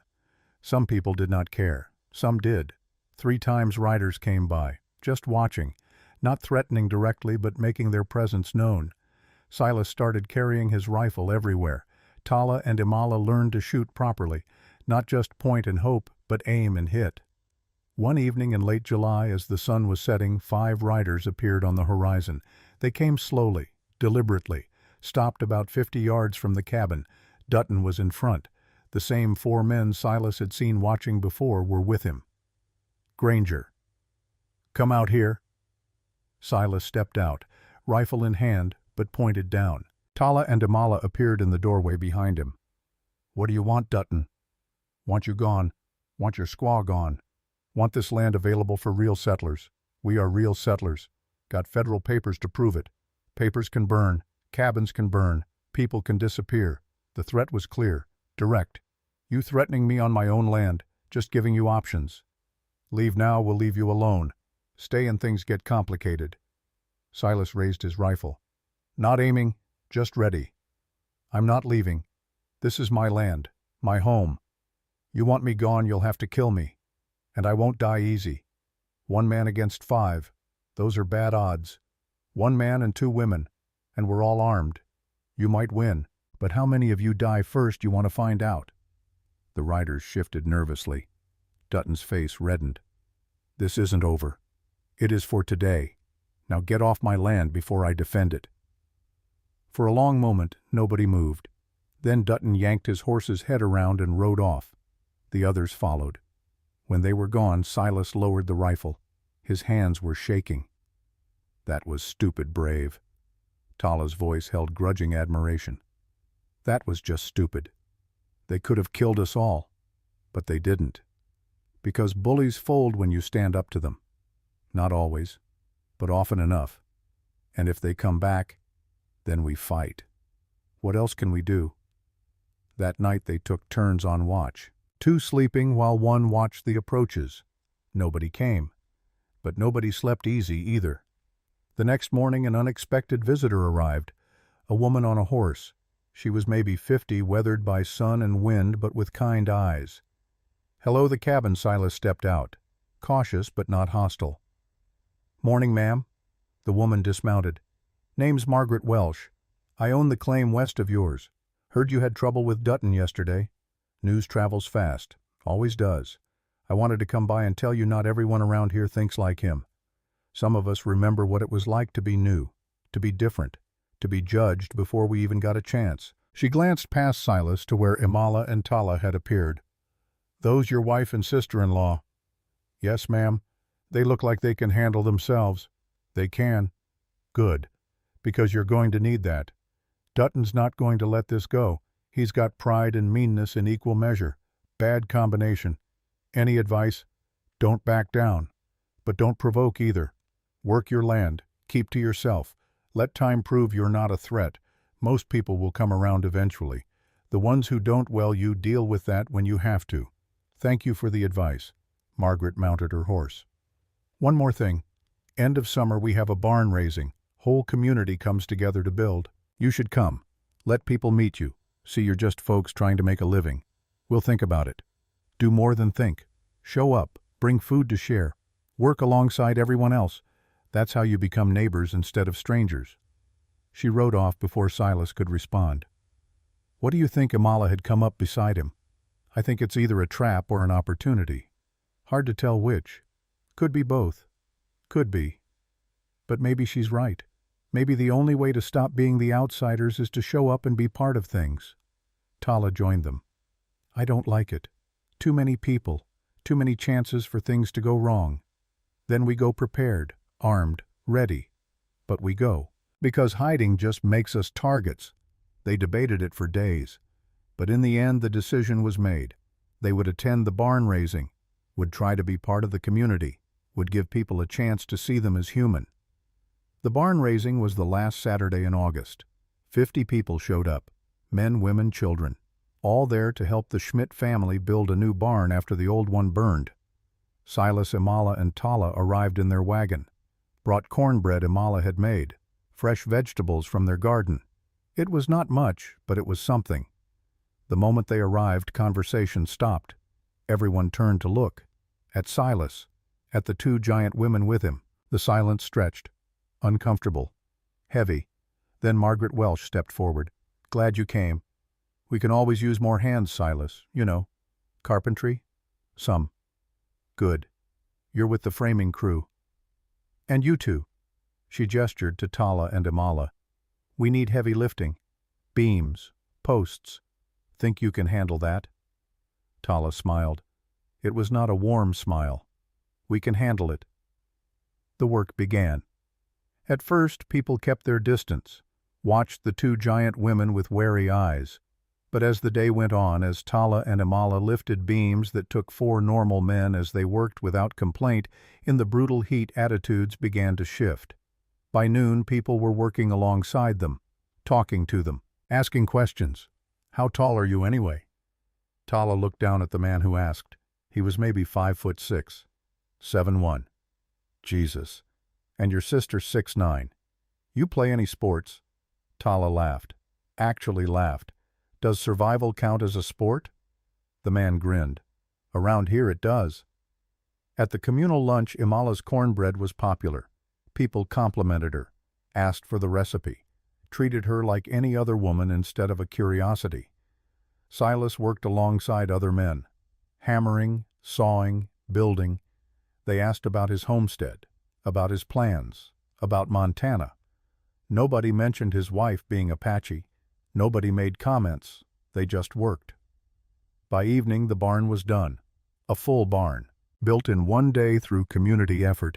As people prepared to leave the Schmidt family, Patriarch approached Silas. "Thank you for coming, for helping. Happy to. Your wife and her sister. They work hard, don't complain. That's rare. They're good people. Best I've known." The old man nodded.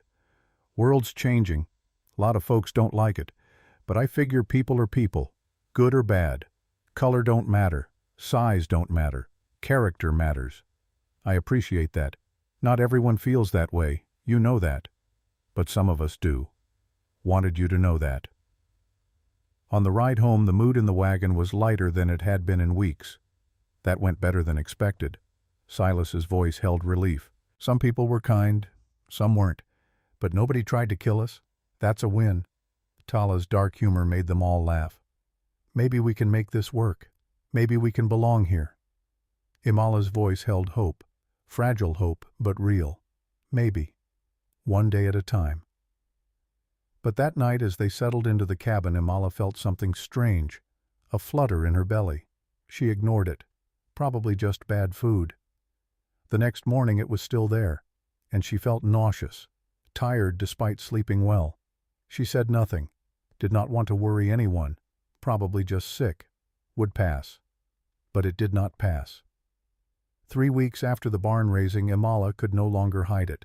The nausea was constant, the fatigue overwhelming, and her body was changing in ways she recognized but did not dare believe. She told Tala first, whispered it one morning when Silas was outside tending the animals. "I think I'm pregnant." Tala went very still. "That's not possible. I know, but I've missed 2 cycles. I'm sick every morning. My breasts are tender. All the signs.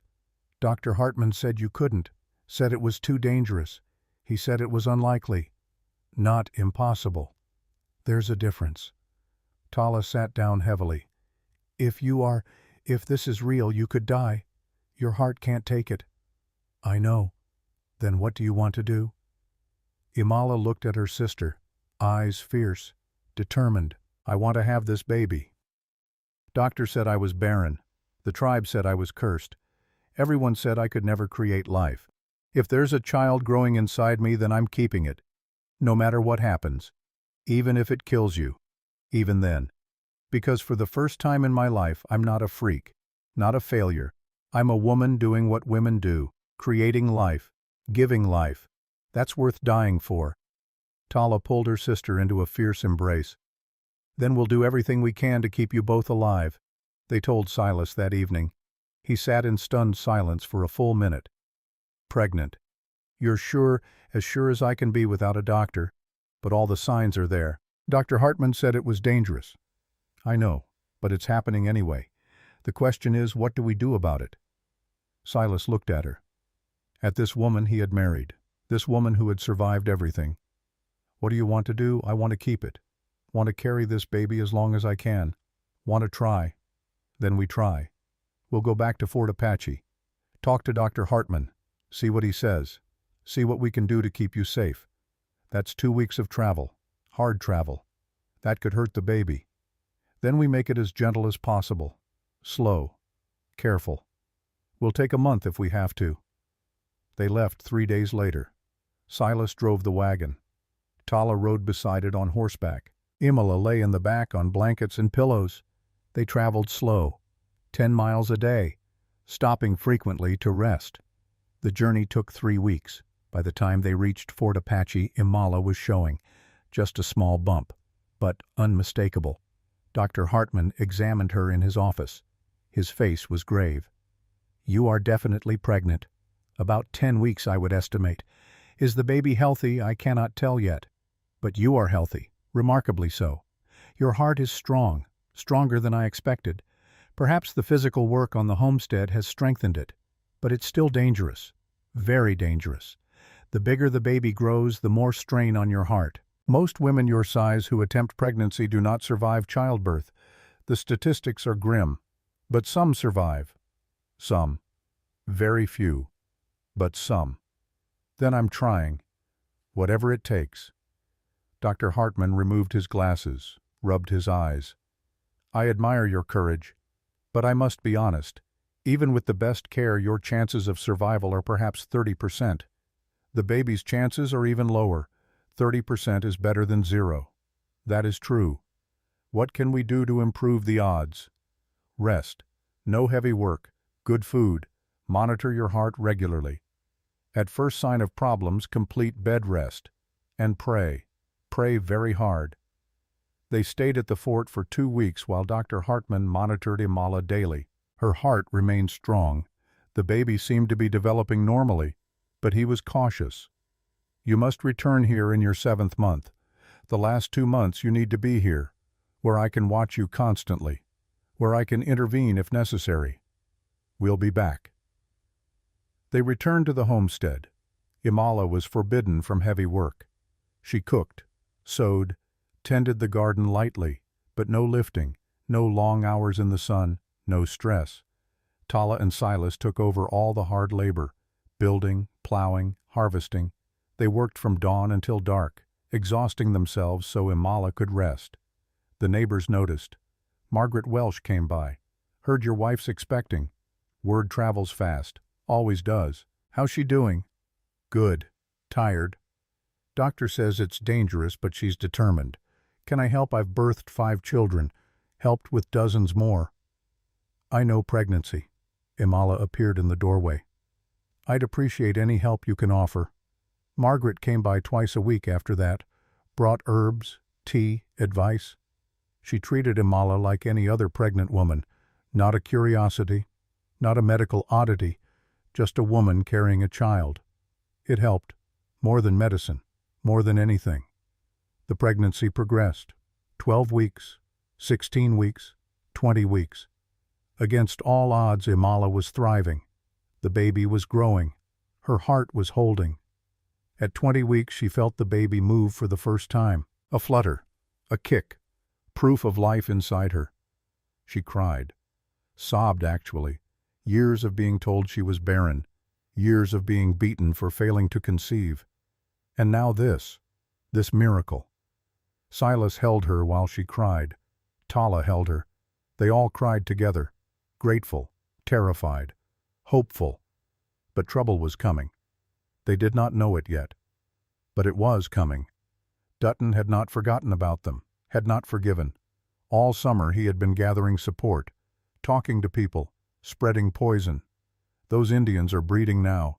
Soon there'll be more of them, taking our land, taking what's ours. Most people ignored him, but some listened. Fear is a powerful tool, and Dutton knew how to wield it. In late October, as Imala entered her 6th month, Dutton made his move. 10 men rode onto Silas's property, armed, angry. Dutton led them. Silas was in the barn. Tala was splitting wood. Imala was inside the cabin. Granger. "Get out here." Silas emerged from the barn, rifle in hand. Tala moved to stand beside him, axe still in her grip. "What do you want, Dutton?" "Want you gone. Want your Indian wife gone. Want that half-breed baby gone before it's born. You got no right to tell me what to do on my own land. I got every right. This is white man's territory. We don't need your kind here. My kind, I'm a white man, a veteran, a taxpayer. I got more right to be here than you do. But your wife don't. And that thing growing inside her sure as hell don't." Tala stepped forward, all 7 feet of her, axe held ready. "Call my sister's baby a thing again. I dare you." Dutton's men shifted nervously. Tala was terrifying when angry, like a force of nature. But Dutton was too far gone to care. "I'm giving you 1 week. 1 week to pack up and leave. After that, we burn you out. Kill anyone who resists. You'd murder a pregnant woman if that's what it takes." Silas raised his rifle, pointed it directly at Dutton's chest. "Get off my land. Now. Before I defend it. You shoot me, my men will kill you all. Maybe. But you'll be dead first. That worth it to you?" Dutton stared down the barrel. His horse shifted nervously. The other men looked ready to bolt. Finally, Dutton pulled back. 1 week. Then we come with torches." They rode off, leaving threats hanging in the air like smoke. Inside the cabin, Imala had heard everything. She was pale, shaking. "We need to leave. Need to go back to the fort. It's not safe here. We're not leaving. This is our home, our land." "Silas, he's serious. He'll kill us. Then we get help. We fight. We defend what's ours. How it's 3 of us against 10 of them, plus whoever else they can recruit." Tala spoke up. "We go to the barn raising folks, the ones who were kind, ask for help. See who stands with us, And if no one does, then we stand alone. But at least we try. Silas spent the next 3 days riding to every homestead within 20 miles, telling them what Dutton threatened, asking for help, asking for witnesses at minimum, someone to see what happened, to tell the truth afterward. Some refused, too scared, too intimidated. But some said yes. Margaret Welsh said yes immediately. I'm too old to be scared of bullies. I'll be there. The Schmidt family said yes. We owe you for helping with our barn. We'll help with yours. 4 other families said yes. Not many, but enough. On the appointed day Dutton came, but he did not come alone. He brought 15 men, more than before, all armed. They stopped when they saw the homestead was not empty. 9 families were there, 27 people, standing in front of the cabin, standing between Dutton and his targets. Margaret Welsh stepped forward. You got business here, Dutton. This doesn't concern you, Margaret. It concerns all of us. You come here threatening to burn out a legal homesteader that's everyone's business. Because if you can do it to him, you can do it to any of us. These people don't belong here. They got federal papers saying they do. You got papers saying you can burn them out. You got a court order? You got anything legal? I got right on my side. Right according to who you last I checked, you're not a judge, not a marshal, just a man with a gun and a loud mouth. Dutton's face reddened. You really want to stand with them, with an Indian and her half-breed baby? I'm standing with my neighbors, people who worked alongside us, people who helped us when we needed it. That makes them more worthy than you. The other homesteaders murmured agreement. Not all of them. Some were clearly uncomfortable, but they stood firm. Dutton looked at his men, then at the homesteaders. The math was bad, 15 against 27, and the homesteaders held the moral high ground. This isn't over. It was the same threat as before. Empty. Weak. He turned his horse and rode away. His men followed. Some looked relieved, others disappointed. When they were gone, Margaret turned to Silas. That'll hold him for a while, but it won't hold forever. You need to make this official. Get the law involved. That night, after the neighbors had left, there was a knock at the cabin door. Silas opened it cautiously, rifle ready. A young man stood there, maybe 20, one of Dutton's riders, but his face was pale with fear. Mr. Granger, I need to tell you something. I'm listening. Dutton's planning to come back, 3 nights from now, when the moon's dark. He's bringing 20 men. They're going to burn your barn first, then your cabin. He don't care who dies. Why are you telling me this? The young man looked down at his boots. Because what he's planning ain't right. I signed on to move cattle, not murder women and babies. My ma would be ashamed if she knew. What's your name, son? Jesse. Jesse Cordell. Thank you, Jesse. This took courage. Don't thank me. Just be ready. And don't tell nobody I was here. He finds out I warned you, he'll kill me too. Jesse disappeared into the darkness. Silas closed the door, looked at Tala. 3 days. We need to be ready. Nearest law is 50 miles away. Then ride those 50 miles, file a complaint, get it on record. Make sure if something happens, people know it was murder, not accident. She was right. Silas knew it. Thank you for standing with us. Thank your wife. She made good cornbread at the barn raising. That's worth something. She smiled, trying to lighten the mood. But they all knew. This was not over, just delayed. That night, Imala went into early labor. It was too soon. She was only 6 months along. The baby was not ready. She was not ready. The pain started around midnight. Cramping, bleeding, panic. Tala rode through the darkness to get Margaret. Silas stayed with Imala, held her hand, whispered encouragements he did not believe. Margaret arrived within an hour. Took one look and her face went grim. She's in labor, real labor. If the baby comes now, it won't survive. What do we do? Try to stop it. Bed rest, herbs, prayer. They tried everything. But the contractions kept coming, stronger, closer together. By dawn it was clear. The baby was coming whether they wanted it to or not. We need Dr. Hartman. We need help. He's 2 weeks away. We don't have time. Then what do we do? Margaret looked at Silas. At Tala.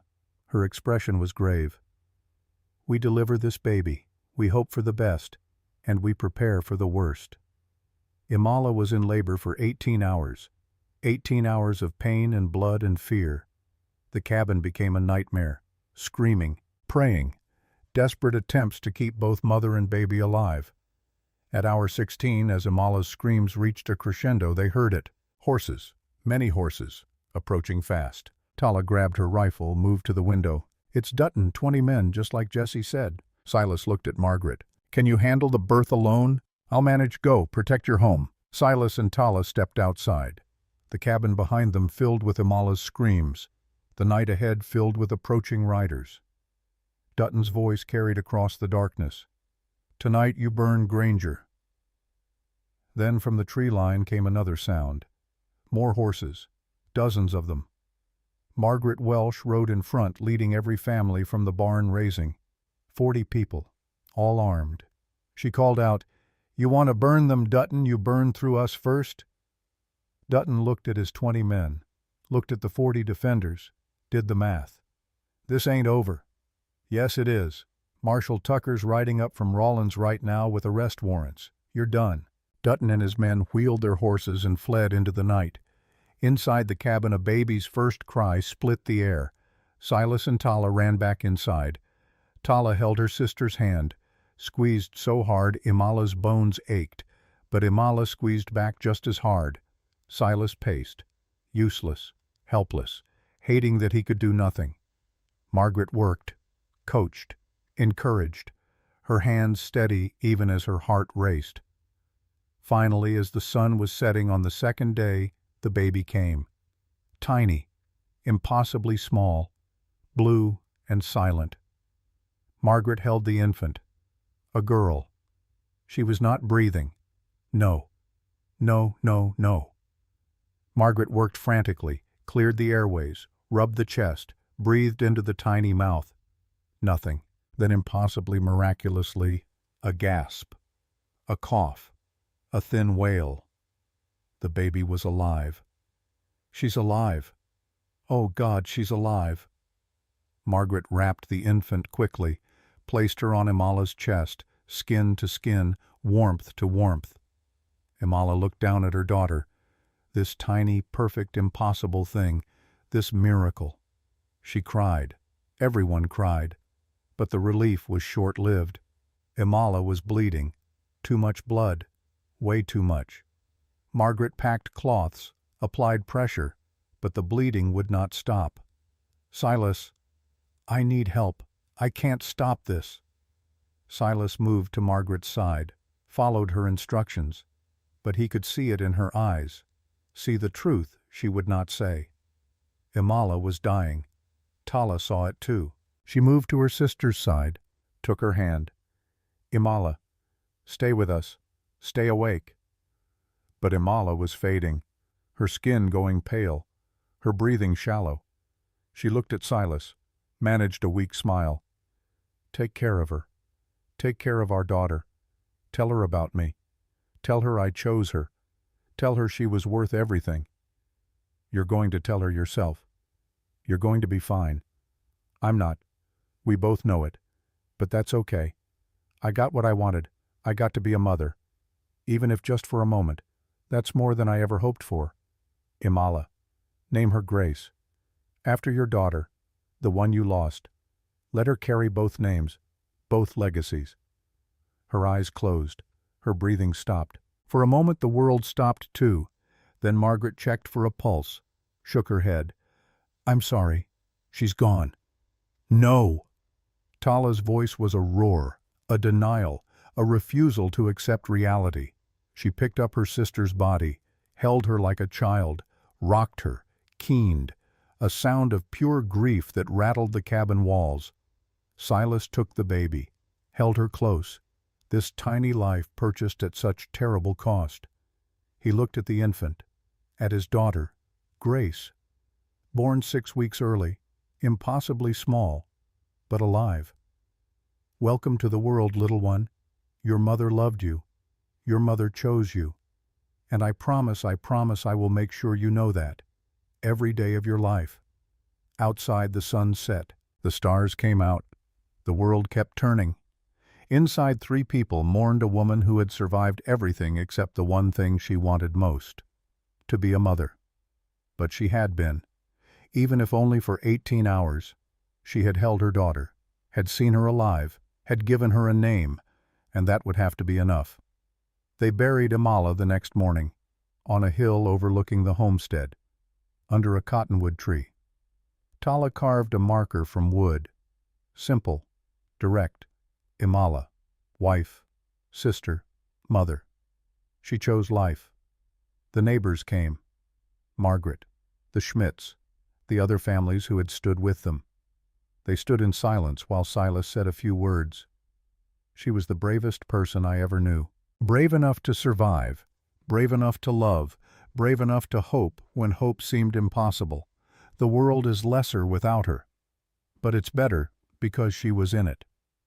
They lowered her into the ground, covered her with earth, said prayers, sang hymns. Then slowly people left, back to their own lives, their own homesteads, their own struggles. But Silas, Tala, and baby Grace stayed on the hill, stayed with Amala. As the sun touched the horizon, 2 riders approached up the hill. Marshal Tucker from Rawlins, and beside him in chains, Dutton.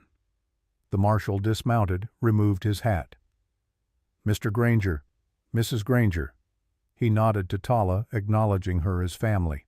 "I'm sorry for your loss. Margaret Welsh told me what happened. Told me this woman died bringing life into the world while this man was trying to take life away." He turned to Dutton. "You got anything to say? Any defense?" Dutton spat on the ground but said nothing. Marshal Tucker shook his head. "Attempted arson, terroristic threats, conspiracy to commit murder of a pregnant woman. Judge will give you 20 years minimum, maybe hang you." He looked at Silas. "I also brought this." He handed over a document. Official. Stamped.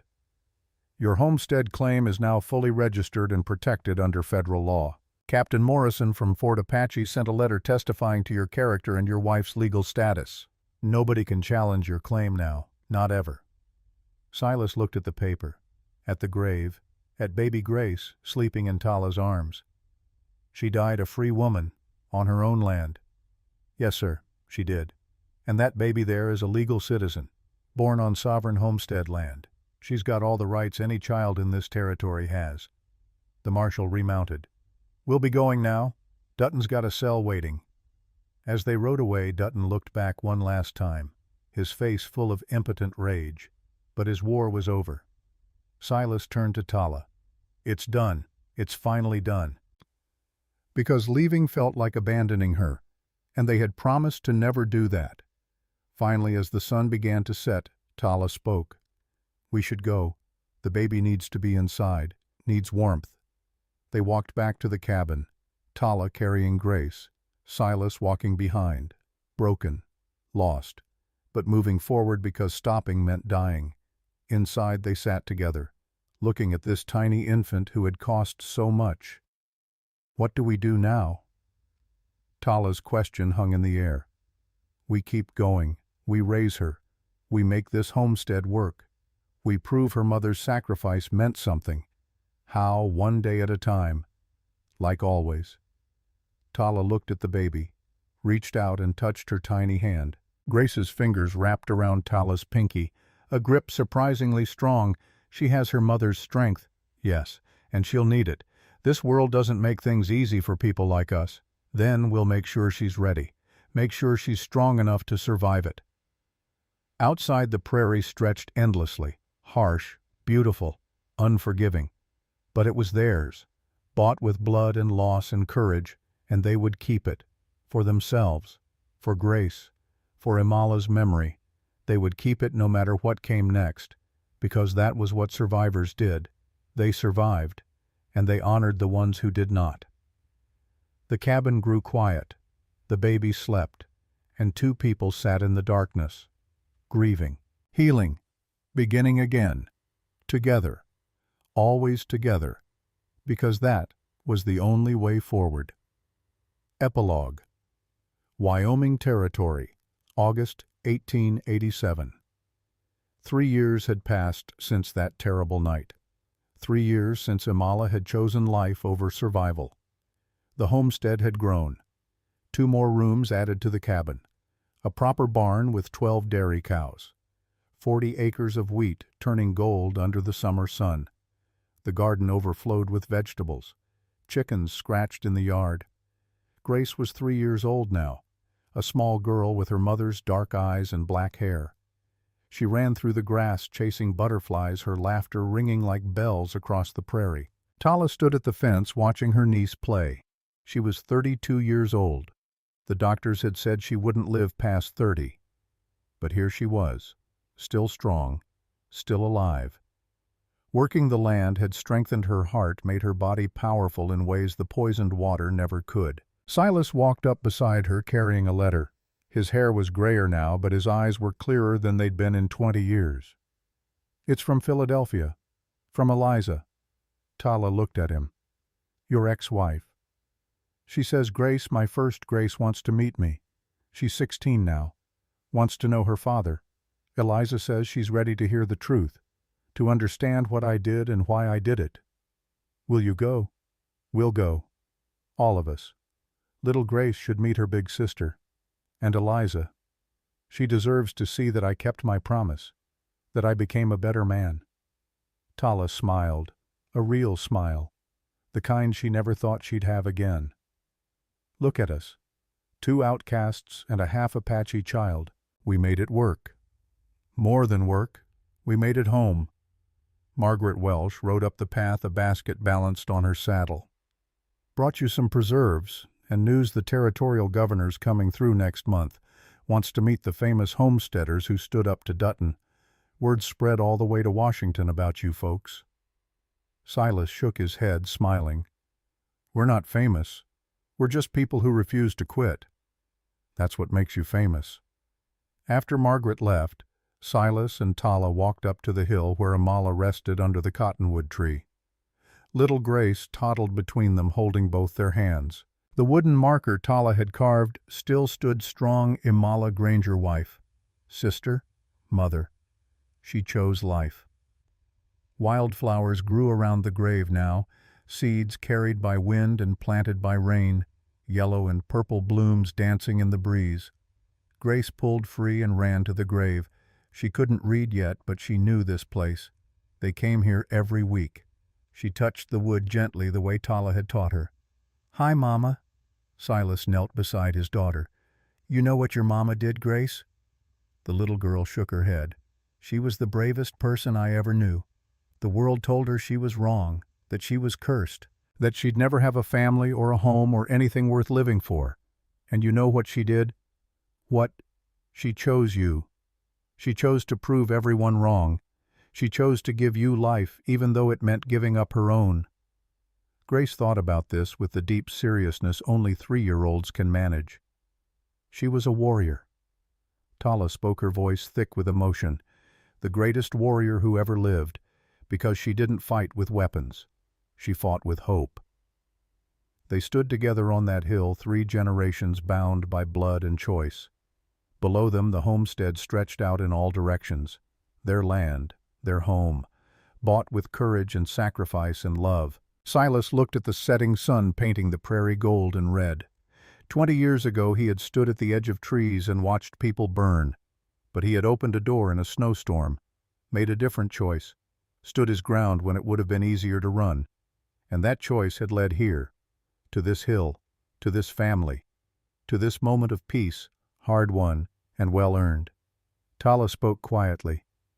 "Do you think she knows that we made it, that we kept Grace safe?" Silas looked at the grave, then at little Grace picking wildflowers. "I think she knows. I think she sees us every day, in the sunrise, in the wheat growing, in her daughter's smile." Grace ran back to them, hands full of purple flowers. "For Mama." She placed them carefully on the grave. The 3 of them stood in silence as the sun set. Then, as the first stars appeared, they walked back down the hill together.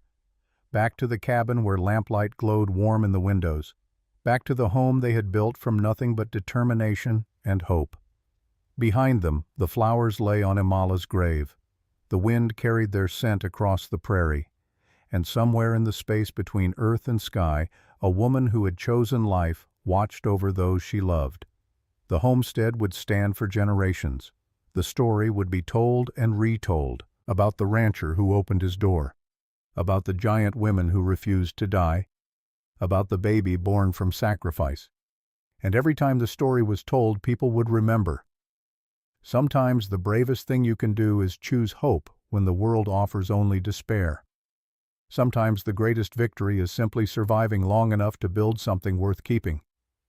And sometimes family isn't about blood. It's about who stands with you when everyone else walks away. The cabin door closed. The lamps burned bright, and on the hill under the cottonwood tree wild flowers bloomed eternal.